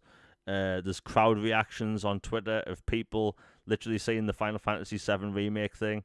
Like, it's good. It's a good time to be a gamer. You know what? Actually, let's quickly go over all the games that's coming to Xbox Game Pass day one that with the showcase. So, The Outer Worlds 2 launching day one on Game Pass Ultimate, Call of Duty Black Ops 7, Ninja Gaiden 4, Tony Hawk 3 and 4 Remake, Grounded 2, Gears of War Reloaded, Clockwork Revolution, High on Life 2, Keeper, Resonance: A Plague Tale Legacy, Planet of Lana 2, Alphion, that's that really cool third-person over-the-shoulder sci-fi game, Persona 4 Revival, that's the remake. I actually missed the Game Pass announcement for that, so that's great. Fate's End, that's that really cool like side-scroller. Super Meat Boy 3D, that looks amazing to be honest. There Are No Ghosts at the Grand, that looks really cool. So that's a lot of Game Pass stuff. Gamers are eating really good at the minute. Now, let me take a drink because I've been talking for non-stop for ages. Now, I was going to go live during the Jeff Keighley showcase, but as I said before, the licensed music thing is a bit of an issue. You have no idea how much of a pain I'm going to have after the show ends, because that's when the copyright claims will happen, which is fine. But I hope everyone's enjoyed the show. Again, sorry for the audio issues at the beginning and some of the tech stuff, but when you don't do these that often, sometimes you forget. Now, I will say this. I think from now on, I might live stream all of these gaming events. It's fun, you know. Plus, you know, I feel like I've got a lot to say on these games. There's so many new games coming out. So I think from now on, we're going to live stream. Maybe this is an Xbox-centric channel. Let me know what you think in chat. Should I live stream State of Players? But until then, you know, Jeff Keighley's Gamescom thing. There's going to be a bunch of stuff announced at Gamescom. Nintendo's showcases. I don't know. I do want to live stream more of these events because it is fun. Now, let me know what you're looking forward to in chat, because, again, it's been a mess today. Like, absolute mess. I'm still catching up on what people have said, but, yeah, it's been a good time. Yeah, originally we were meant to go live about an hour and a half before the show started. But I've had non-stop technical issues today. Absolute non-stop. Let's see. Oh, yeah, so content for the upcoming week. I have to actually cancel some content which I planned for later today. That kind of sucks, to be honest, but we move on. Now, there will be a new episode of All Things Xbox podcast on Tuesday at 6 p.m. Eastern, which we're going to go over around 100 games which have been announced for Xbox over all shows. That's a lot of content. It's probably going to be a longer podcast as well. We tend to go on for about 2 hours. It averages about an hour 55, but I'm guessing, considering how much we've got to talk about, we're probably going to go about 2.5 hours next time. So on Tuesday. The link to my previous videos in the the description down below. 10 biggest new games coming out in June to Xbox. I think 11 of those games are still yet to release. Yeah, thanks. Yeah, look, we see so much fighting on Twitter and, you know, just social media and stuff in general. Like look, my videos, you know, games coming to Xbox, I'm essentially making videos for Xbox and PC gamers, right? We all play the same crap at the end of the day. Most gamers play the same games, but people argue about a few of them, right? And I think that's the stupidest thing. Like, come on. But yeah, so we have another podcast on Tuesday, and next week I should have a video out maybe by Thursday. It's going to be busy. I've got a lot of stuff to cover. You know, for people that have been following for a while, I mentioned I've had some health stuff go on, which I'm not really going to get into, which has stopped me from making videos every week. I'm wanting to get really back into that soon. You know, weekly videos, hopefully coming back from this next week. And I do plan on getting a capture card very soon, because I would like to stream stuff. You know, I talk about the Mass Effect trilogy maybe too much. I have planned for years to stream the whole Mass Effect trilogy from start to finish, with on-camera content as well. So, like, this channel's going to look way different in the next couple of months, in a good way. You know, more content, higher quality content, and also on-camera stuff. You know, one of the reasons why I don't do daily videos when it comes to news and, like, breaking news things, it's because it takes a long time to edit videos when you're not on camera. You know, if you're on camera with a background, you can just talk about whatever you want. Edit, render, put it out. But when you're talking over B-roll, it can take a long time to put out. But I hope everyone has had a good time today. I'm sorry for the technical issues at the beginning. But now that I know how to do it properly, because over the past 2 years, I've literally screen shared my device. So when I've watched the show, you're watching what I'm watching, and I've basically looked at chat on my phone. So I've had to multitask doing that way. But I've figured out a way of doing it how everyone else does it. That's my fault. Anyway, I think I'm going to call it a day now. We've been live for what? 3 hours, 8 minutes. Yowza. So yeah, for people joining, hope you love the show. Like, share, and subscribe. The likes really do help with the algorithm. I hate asking for likes, but again, it helps the channel grow and all that stuff. I have lots of cool things planned over the coming months. Like I said, the podcast starts up again on Tuesday at 6 p.m. Eastern.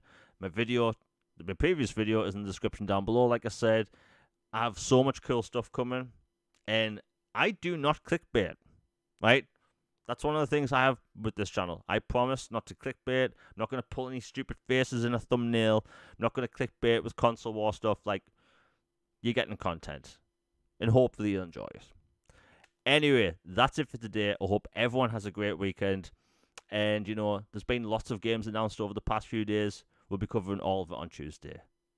Anyway, I'm out, everybody. Peace.